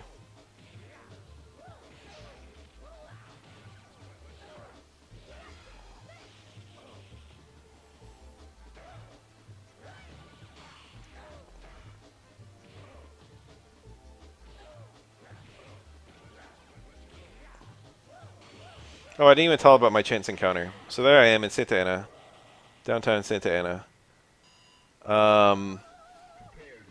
I'm pretty damn far from home. I'm like, let's you know, they dismissed me for 2 hours that time, and then also every lunch break has been 90 minutes. And I don't know about you guys, but I can eat lunch in like 15. So like, what am I gonna do for the other 75? Anyway, I just decided to do a walk around downtown Santa Ana because it's a cool place, you know. And while I'm out walking around, I got stopped by my fucking coworker from Home Depot from like years and years and years ago. Some guy I haven't seen in like 7 years was just like, "Oh my god, it's you," and I'm like, "Oh my god, it's you." We both recognize each other. And I was like, "Hold on," and I got on my phone and I texted him, and he got the text. It was like, "Oh shit," I still had his number, and we caught up a little bit. We were both leading much better lives than back when we were at Home Depot together. It was like such a random thing because you know it's not. I didn't like this was nowhere near the Home Depot we used to work at. He was as surprised as me. Both of us were just like, "What the fuck are you doing here?" And I didn't even recognize him, to be honest. I like realized it was him pretty quick, but like I never would have noticed if he didn't say it first. He's like a security officer.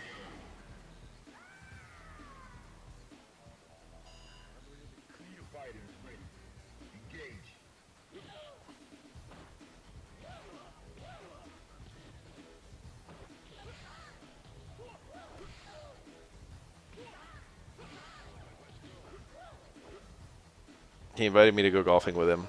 I was like, "I'm ass," and he was like, "I'm ass too." I'm like, "Hell yeah, let's do it." Both be ass together at golf.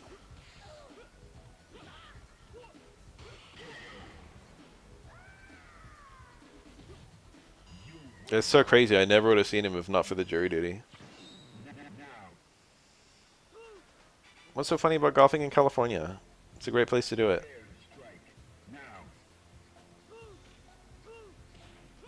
All of California is fake. That's an important thing to remember. The only plant life in California that's not a lie is like a cactus.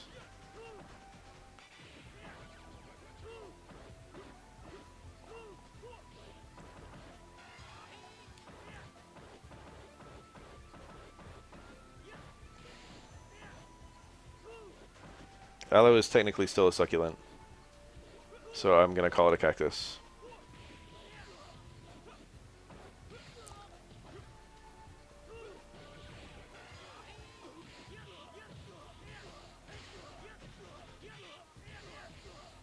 Love that.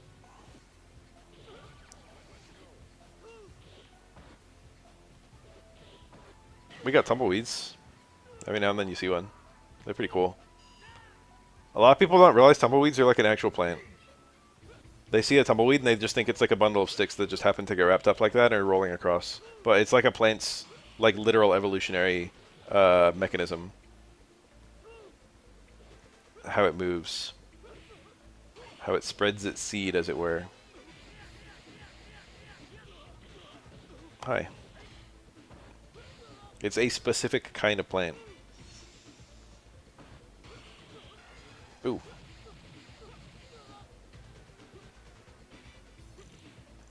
Yeah. Can a Remy player really beat a Yun player? Oh my god, it happened. What happened there? He forgot to parry.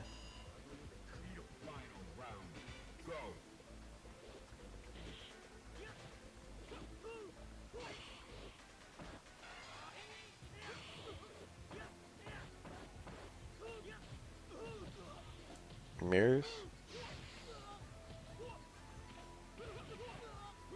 Oh, that requires a car. It's really difficult. That juggle on twins is hard.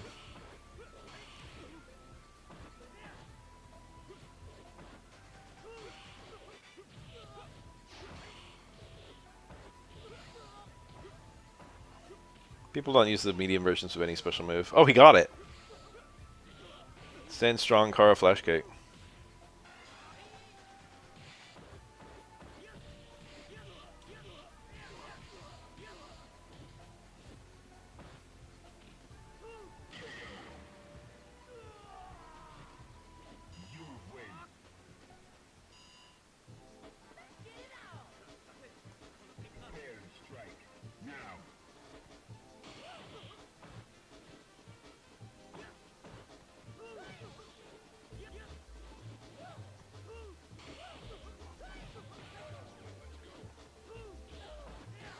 Wow, he just canceled it.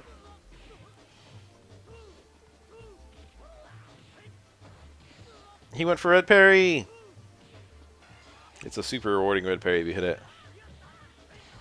That's quite a strong starter. Beautiful.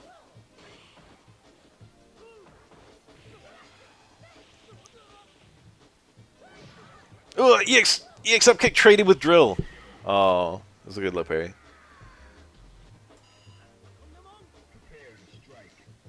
A very cursed interaction right there. Oh, that's nice.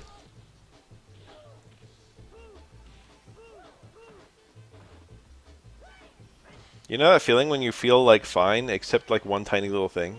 My throat's been just a little bit sore the last 2 days. It hasn't gotten any worse. I can't tell if I'm sick or not.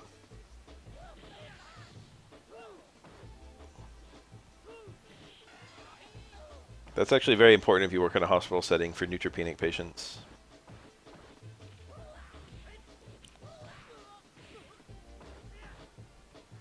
Every now and then you interact with people in a hospital setting who have compromised immune systems. And if that question exists, you have to defer to someone else to do the thing. Like if I saw that sign outside a door right now, I would be like, well, I don't know if I'm sick or not, so I need someone who knows they're not sick to go do this x-ray.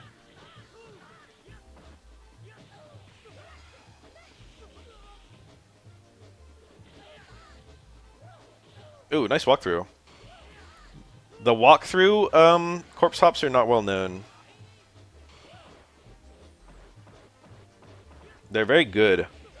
Really hard to react to them.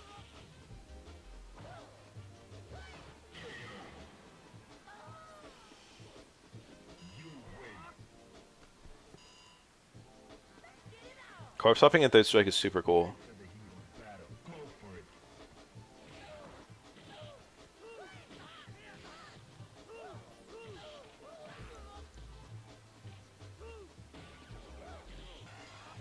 Low forward, he missed the combo.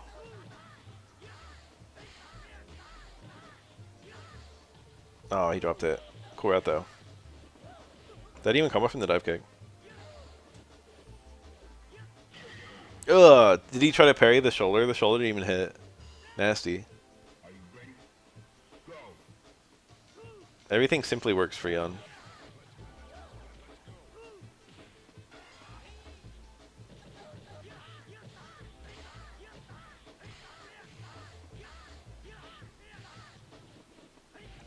I like everything about Gane on paper, except its behavior on block.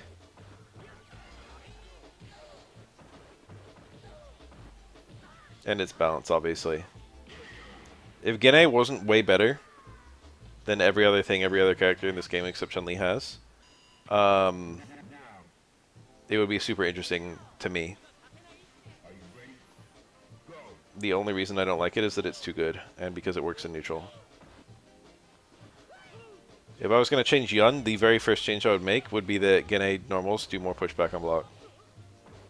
Yes, Street Fighter EX is a cool game because it did that. The pushback on block for Excel is crazy high. Cool route. Oh, he dropped it. He got the close medium kick, super jump, cancel, super to start. It's quite easy in this game, by the way.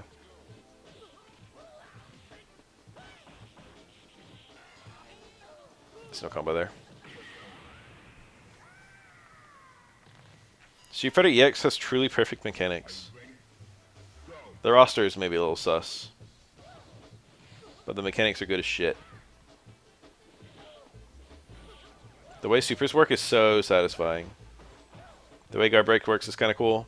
The way Excel works is really cool.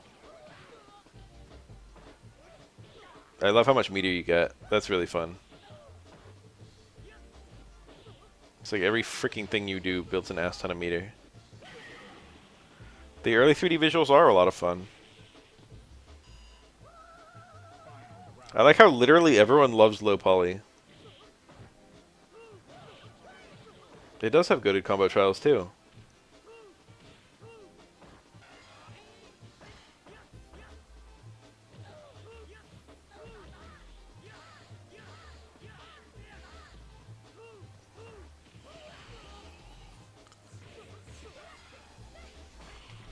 Nice punish.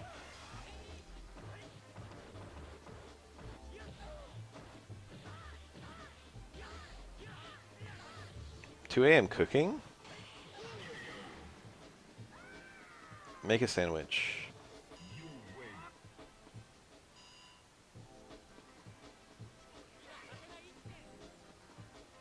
Bread. Lettuce. Tomato slice. Onion slice. Boneless skinless chicken breast. Mustard. Mayo. Salt. Pepper. Bread. No bread? Oh my god, you're fucked. Alright, just put all that stuff in a lettuce sandwich. Lettuce bun.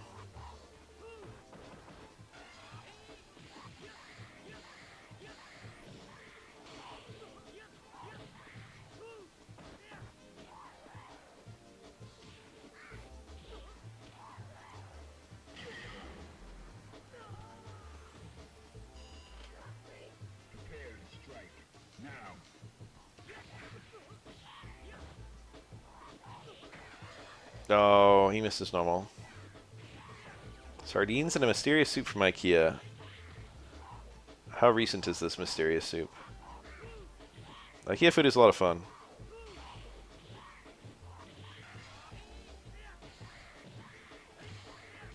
They say fish are very healthy. I cannot comment on this, I have no idea. All I know about sardines is that they're salty. Parry after Genei and air reset. Just let him hit you. It doesn't really change it one way or the other, I don't think. You don't care about your juggle potential being reset. I guess you technically get free meter if you get the parries. I don't think the damage potential gets reset. I don't know the rules on that, actually. I think I've seen it where it still does really piddly damage even if they get some air parries and then still get hit. I think it's harmless to go for. I'm pretty sure. I'm not dead certain. Oh yeah, there's a meter question to it. I forgot about that. He might get more meter either way.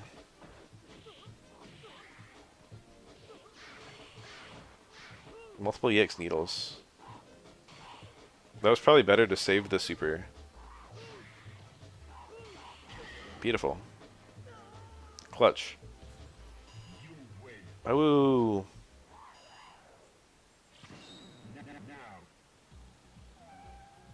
The very first time I put this game in, back in like, I guess it was around the year 2000. It was on the Dreamcast. Weird to think about that.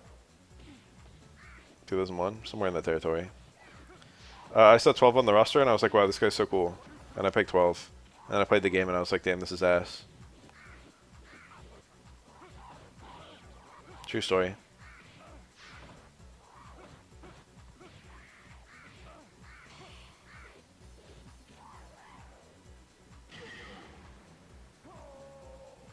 Too much water is a really hard situation to save with soup.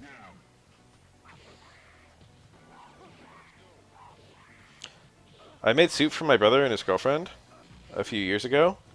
And the thing happened that, like, it's like something that would happen in a TV show. I did not even consider that it could happen in real life or how bad it would be to happen in real life. I was pouring pepper into the soup and the top of the pepper thing came off and all the pepper dumped into it. And I was just staring at it for a little bit. I was like, damn. My soup.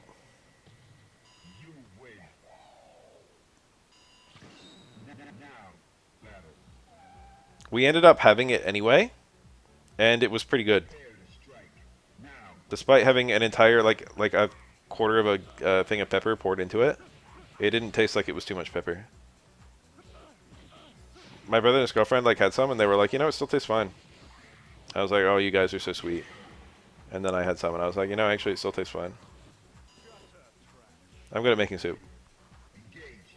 Everyone who's ever had the soups I've made have liked them a lot.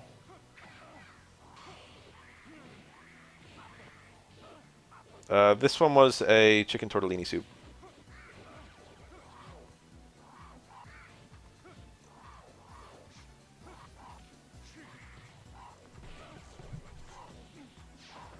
They went over quite well.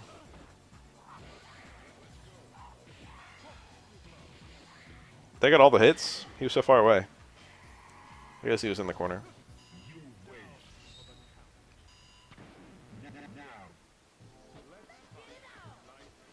It was good.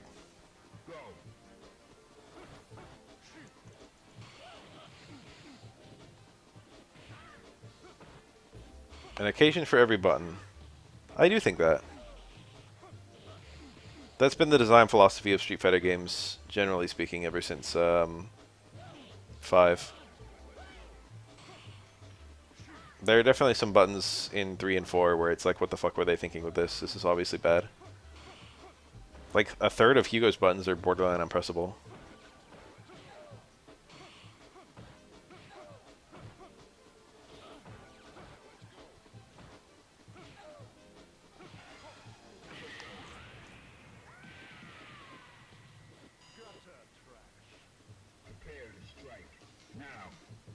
I'm okay if not every button is equally useful. It's fine if some buttons, you know, you only need them for a very specific matchup or a very specific scenario. That button's pretty good. Memory Crush Medium Kick.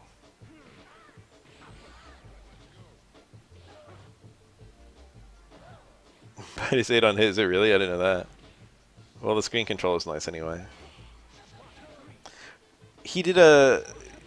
Oh my god, oh my god. That shit's not even a combo.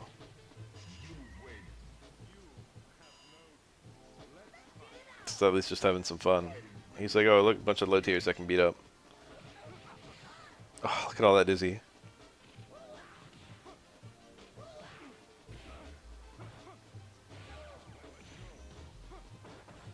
The other players are actually just straight up fucking with their opponents. Anyone who's played this game knows that.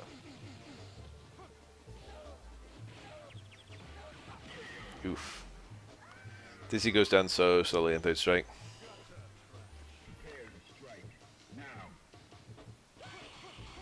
Hey, nice parries. Oh, the dash. All you have to do is wait. Necro takes a huge step backward when he finishes doing electricity. You just wait patiently behind him until he finishes, and then you hit him. That's a scenario most people aren't ready for unless they play the matchup a lot.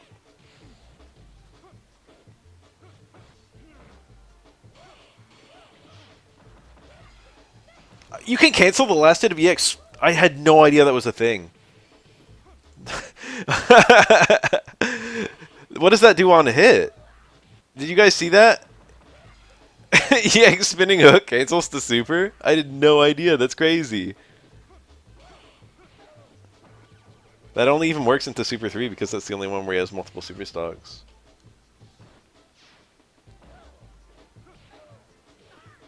I've never seen that in all the time I played this game. Never seen a Necro player do a EX spinning hook into super.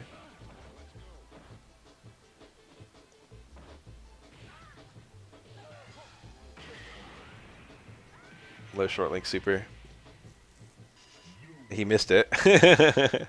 It does work. It is a real combo. He got a chip. No way. I would remember that. Maybe I was looking away.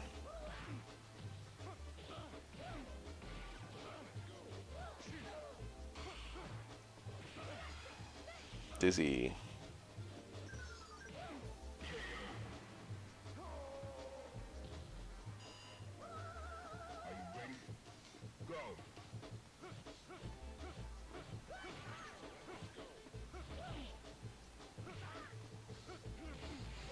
I find it very cute that Third Strike has 4 different Dizzy animations. I don't even know which one Oro has. Does he have chicks? Are there chicks? Chicks, stars, reapers, and angels or something?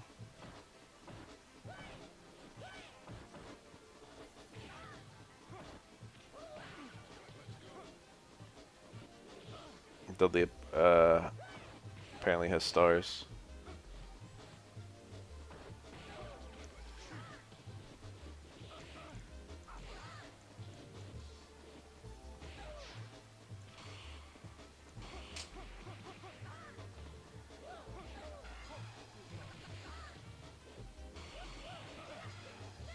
Nice parries.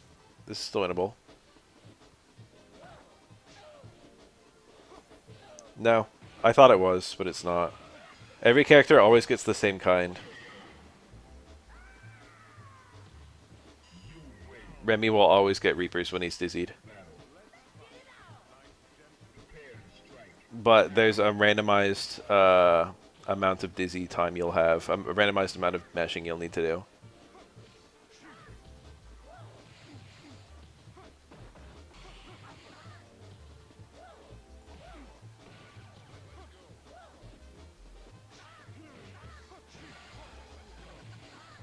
But you'll always get Reapers, even if it's, you know, a long mash or a short mash. I think there might be that component of it as well. I don't remember. I don't know if Remy always needs to parry, mash more than other characters.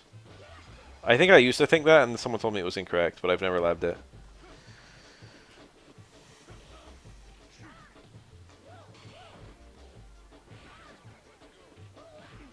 Sand short whiffed.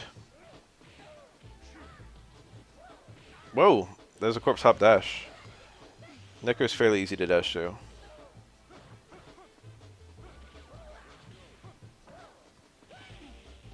Oh, that could have killed.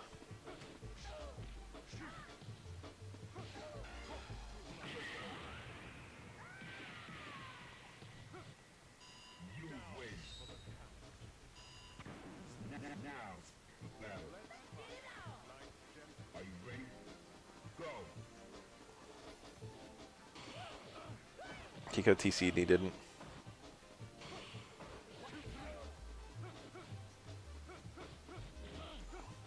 Dudley's anti-air is quietly some of the best in the game. Nice punish. Best anti-air in the game is probably Akuma. Nice parries.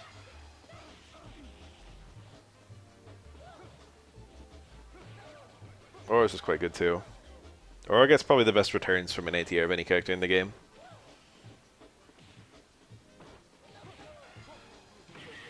Oof.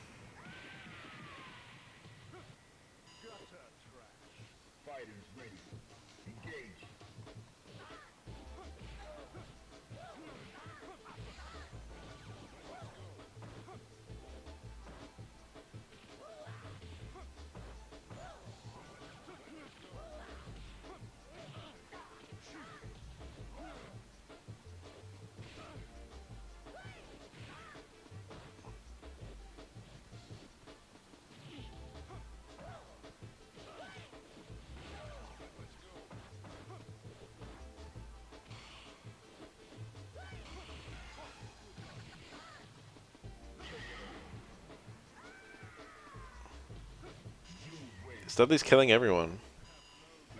Make it stop.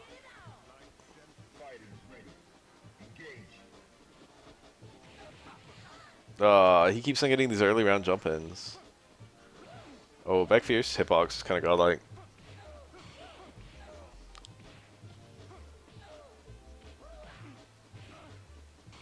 Oh, back strong dizzy, super wooded dizzied. But he went for the big game, big stuff. This is a kill. He went for the half circle back kick knockout, or half circle back punch, and it whiffed. Dudley actually doesn't do that much dizzy, except with a few specific things. One of them is his uppercut. And then like his heavy normals and like jump normals. Yeah, Dudley's DP does an ass ton. Nice. And he has a couple combos where he can combo several DPs. Or like a normal one into an EX1 or an EX1 into a normal one. Oof. Bro committed? He could have just switched to blocking and then blue parried the rest. Bro committed.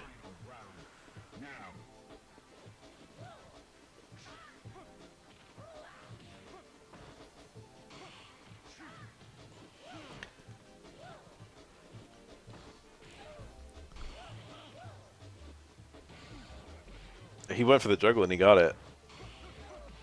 Oh, the short swing blow in the corner.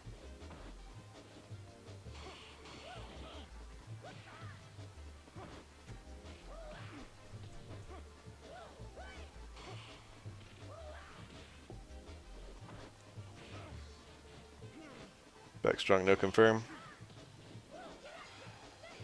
Oh, it hit. Meaty, Wake Up Super versus Dudley's Meaties is a real thing. Don't lose because of that. Okay. Early low strong. Maybe just for hitboxes. Dudley's heavies are not so great with the hitboxes. They're kind of higher. I don't know though. None of Dudley's jump normals are actually all that good. It's just his jump arc that's good. A lot of people run SA1 Dudley versus Chun-Li specifically. And it's just because you do more damage on the SA1 and you don't get that many chances. In the Chun-Li matchup, Dudley's often just meter building from far away. And so you'll have an excess of meter and not many opportunities to use the meter. And so you might as well pick the super that does more damage. I think that's the idea. There might be some other random specifics to it as well. But I'm not a Dudley player, so this is me guessing.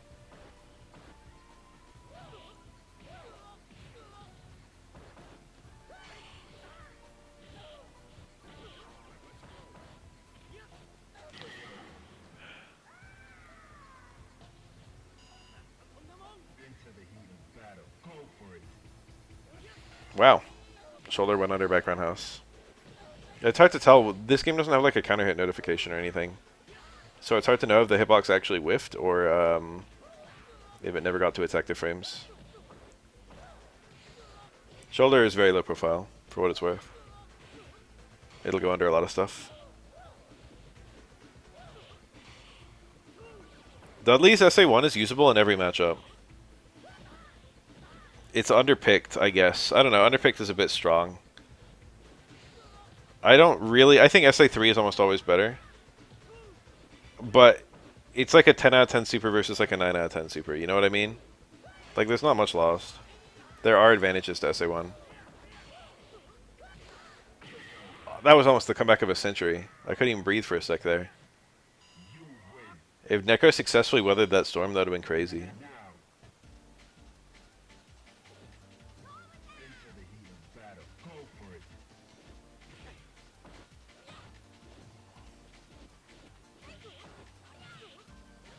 I love that Makoto is fat.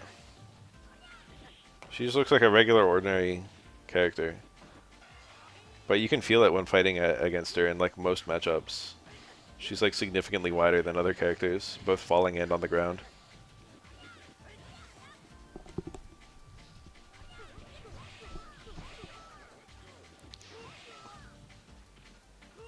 Her shortness as well is a big part of it.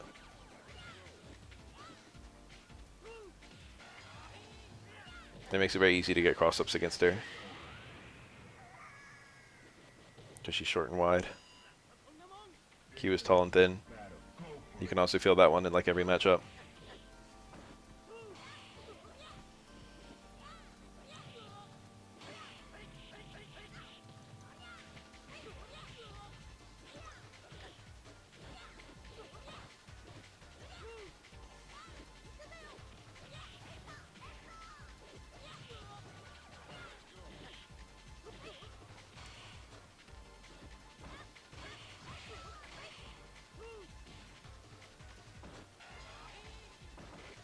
Maybe?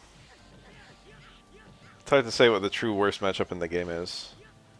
A little piece of me thinks it might be Q Oro. Oro absolutely murders Q.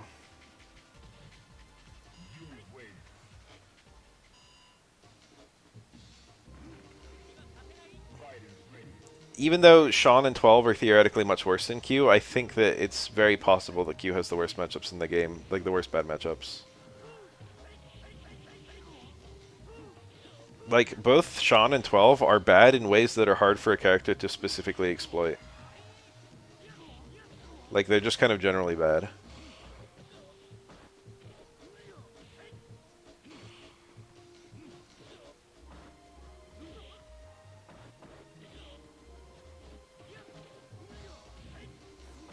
Q is, the thing is 12 absolutely dominates Q in neutral. But yeah, Q always gets all three taunts up no matter what. But 12's neutral is so good in that matchup. I've seen it a good amount, and I think it's probably in Q's favor just because of SA2. If Q can ever, in the entire round, land an SA2 even once, he'll almost certainly win. So he just has to find that one moment. But if he can't find that moment, it's not easy to find. It's just that he gets a lot of chances because he has all that HP with the 3 taunts and 12 damage output.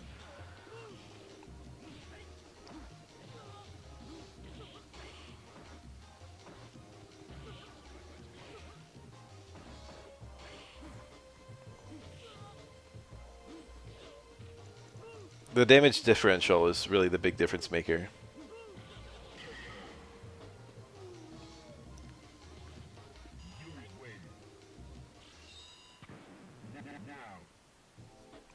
If Q can just find one good hit, he'll like win. But it is actually legitimately very difficult to find that one good hit against a good 12 player. Nothing like it anywhere. What about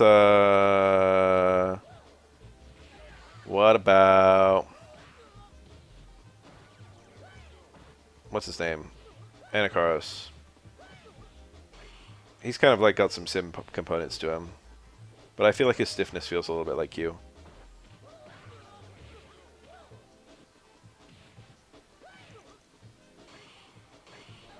SF2, that is one of the worst matchups, supposedly. I'm not an SF2 player, but a lot of people have said that. Gian, who is one of the best sim players in Japan, said that.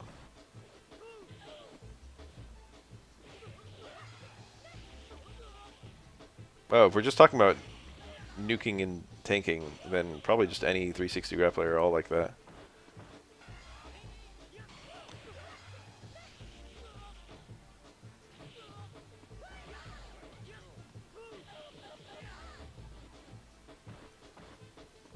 The thing about Sim, Guile in particular, is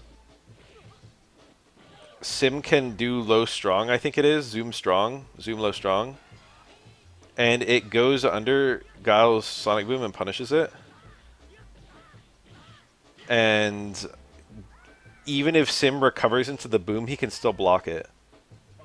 So it just shuts down Guile's best tool, and it's extremely free. And then there's like other things in that matchup that make it horrible. Like just the other zoom normals, or like, you know, the drills or the slides. It's like, there are a lot of things that just murder Guile. But then additionally, there's one thing that really murders Guile.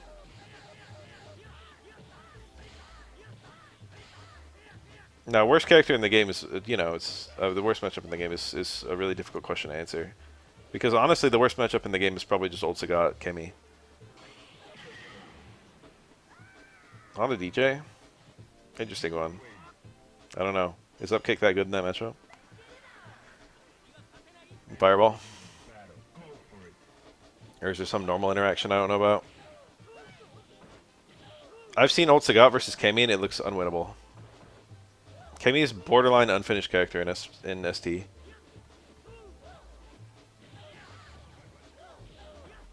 She's just missing it. She's missing her thing. Her thing ended up being a dive kick. Zangief old boxer? In Boxer's favor?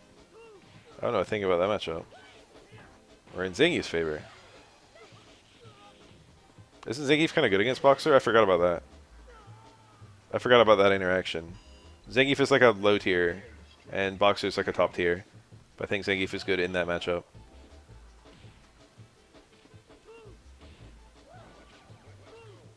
I haven't thought about that in forever.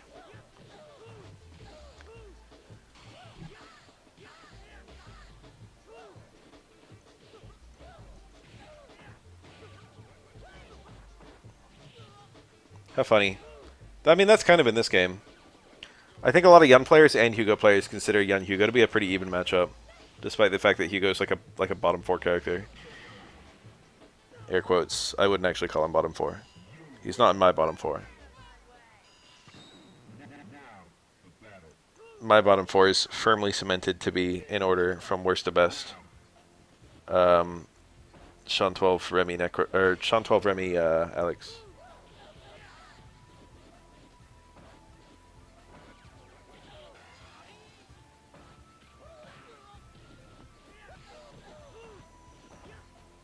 I think that those are the only 4 actually bad characters in this game. Everyone else is just situationally bad.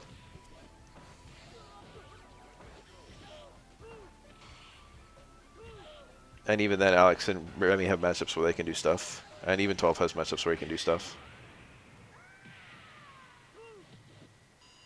They definitely wanted Alex to feel like he has a lot of different things. Unfortunately, they accidentally made it so he only has 2 special moves that combo from buttons. 3. Light chop EX slash elbow.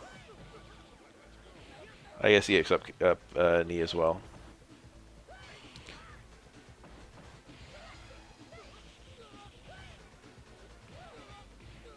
Alex feels so cool in SF6. One little thing I really like is when you do his heavy chop to EX EX power bomb. The animation it plays is a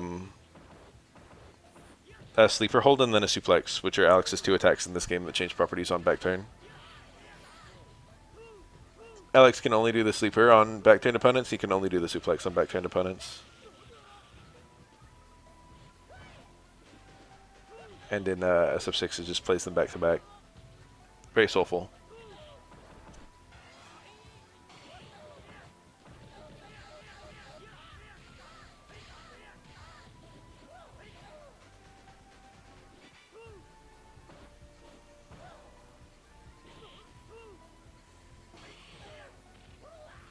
When I briefly tried Guilty Gear, Chip was the only character to me that didn't feel awful.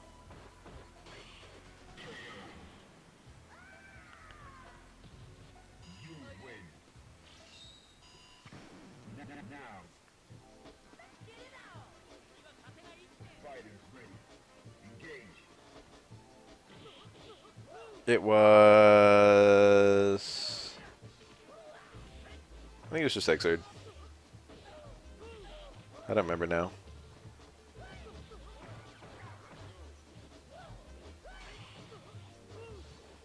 I've only very, very briefly played any Guilty Gear before Exerd. And actually, I've only played it very briefly played anything after it, too.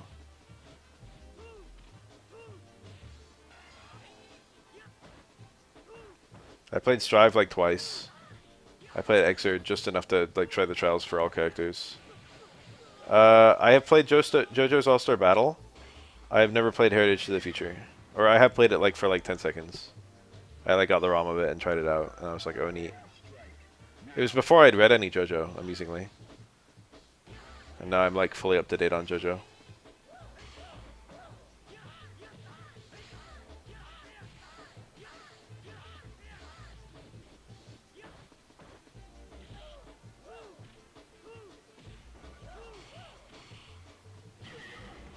Early jump roundhouse. Deliberate? Perhaps.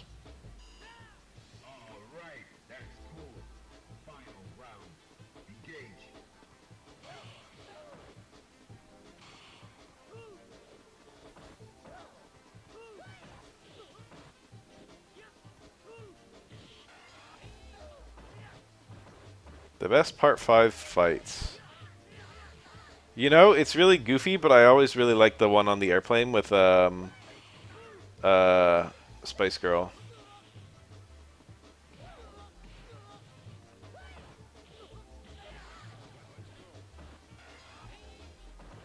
That which is soft is more unbreakable than any diamond.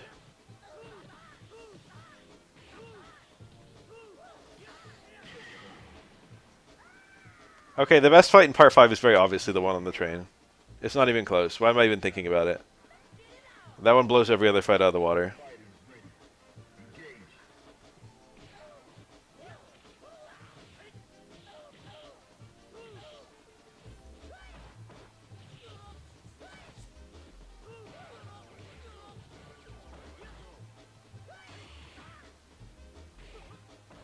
What's funny is that Jorno is out of commission for like that whole fight. So it's just Bucciarati flexing.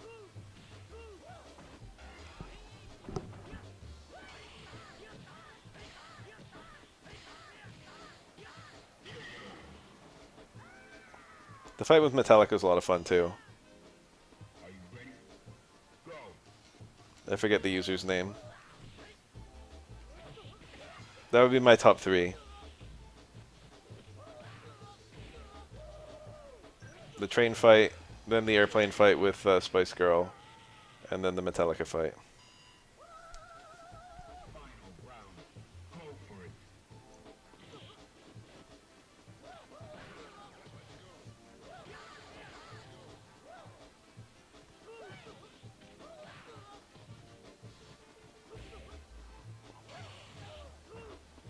It's fine. Necro gets so much meter. Spice Girl was underutilized. That's like the only thing that Trish does in the entire part. She was fun.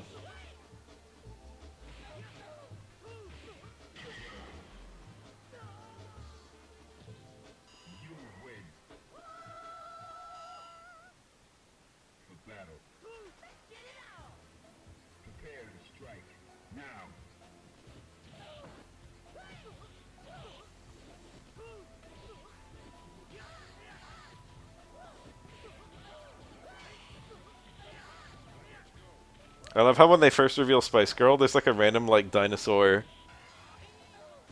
footprint, and then you meet Spice Girl later on. And it's like, no, it's just a regular, ordinary woman. Every now and then, Araki does that, and it's always really funny. Where it's like, yeah, I changed my mind.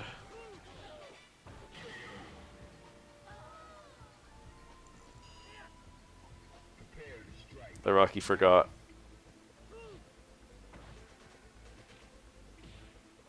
Can't wait to see Scary Monsters Dio in Part 8, or Part 7 anime. Scary Monsters was one of my favorite stands. Part 7 is so fucking good, I can't wait for everyone else to see it.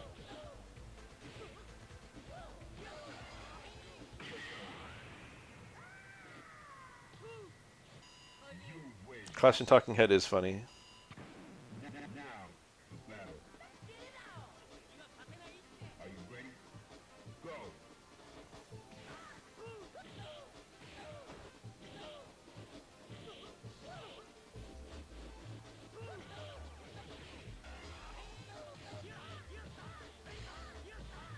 Araki talked about that in interviews after the fact. He was like, I was going to have Whole Horse join them, but he realized that Whole Horse did absolutely nothing that like all the existing characters didn't do. But out of respect for Whole Horse, he let him live.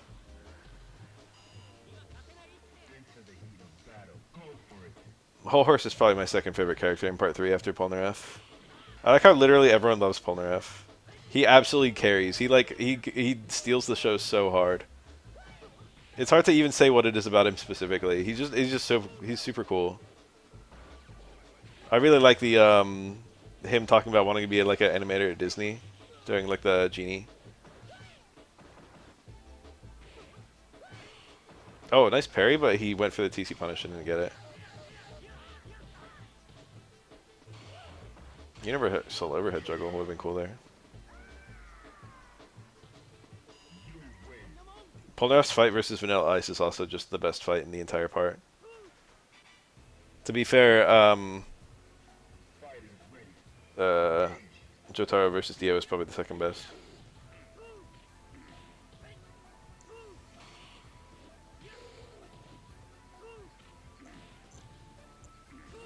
Abayo, Iggy.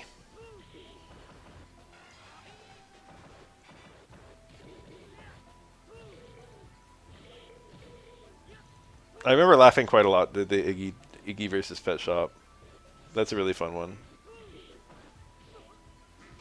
Dio is so scary in the OVA version. The world would be terrifying as fuck in real life. Are you ready? Go.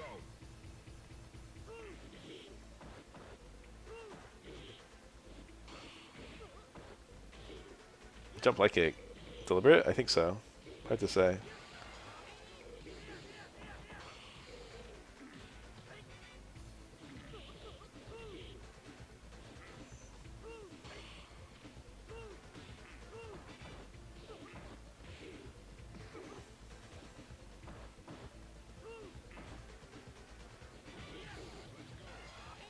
Wow. I got worlded.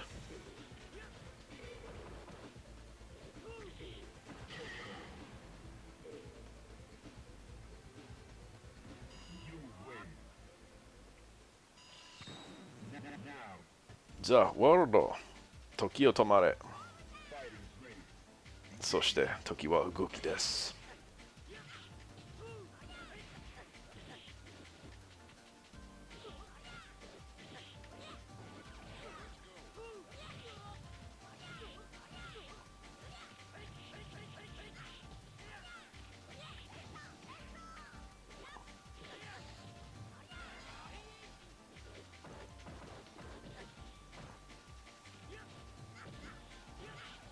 Cool juggle. Even that short teeny little ender, he's still got half his meter back. This matchup looks quite fun. It's probably even. I don't have a clue though.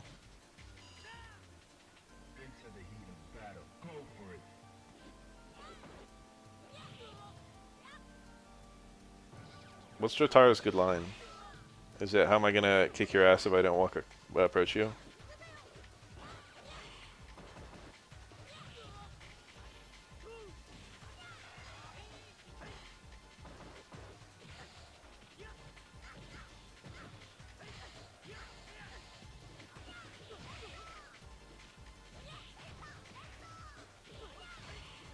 Oh my god! He parried the overhead chop and did low strong, and Makoto low profiled the low strong. That's cursed as hell. Oh, that. Sure.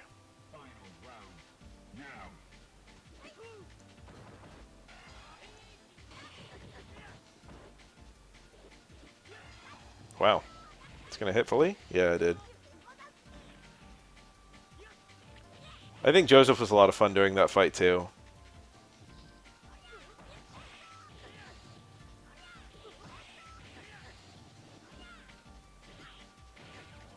I mean, he's barely in it. That was a cancel to command grab.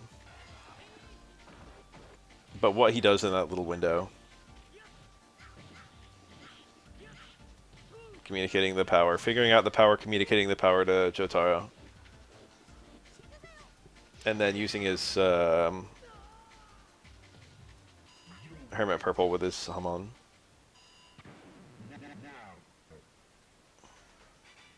There was an interview where someone asked why Dio didn't use any eye lasers or freezing powers during the Jotaro versus Dio fight. And Araki replied, I forgot he could do that.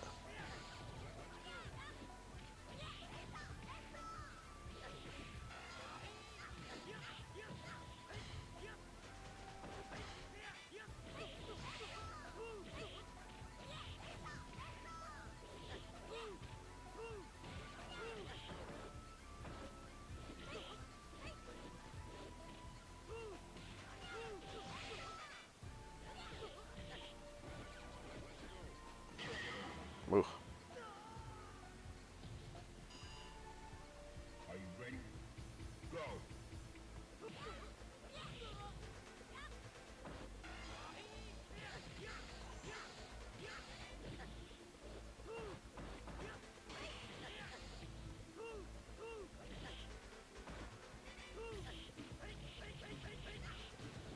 Yeah, well-known power of vampires. Freezing powers and laser eyes. Hermit Purple in the Part 8 universe was like the same power, but it had a body. Sometimes I think about like the unrealized stuff in JoJo. Like, could Hermit Purple have manifested a body in the original setting? Maybe with more training or some kind of evolution.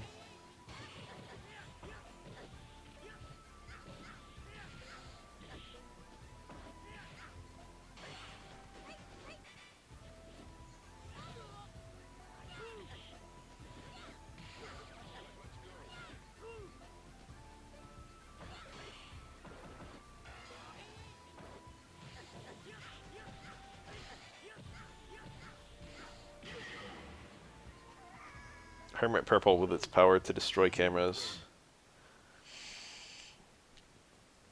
One really funny thing about Part 3 is it's before it's kind of established that every stand has a unique stand power.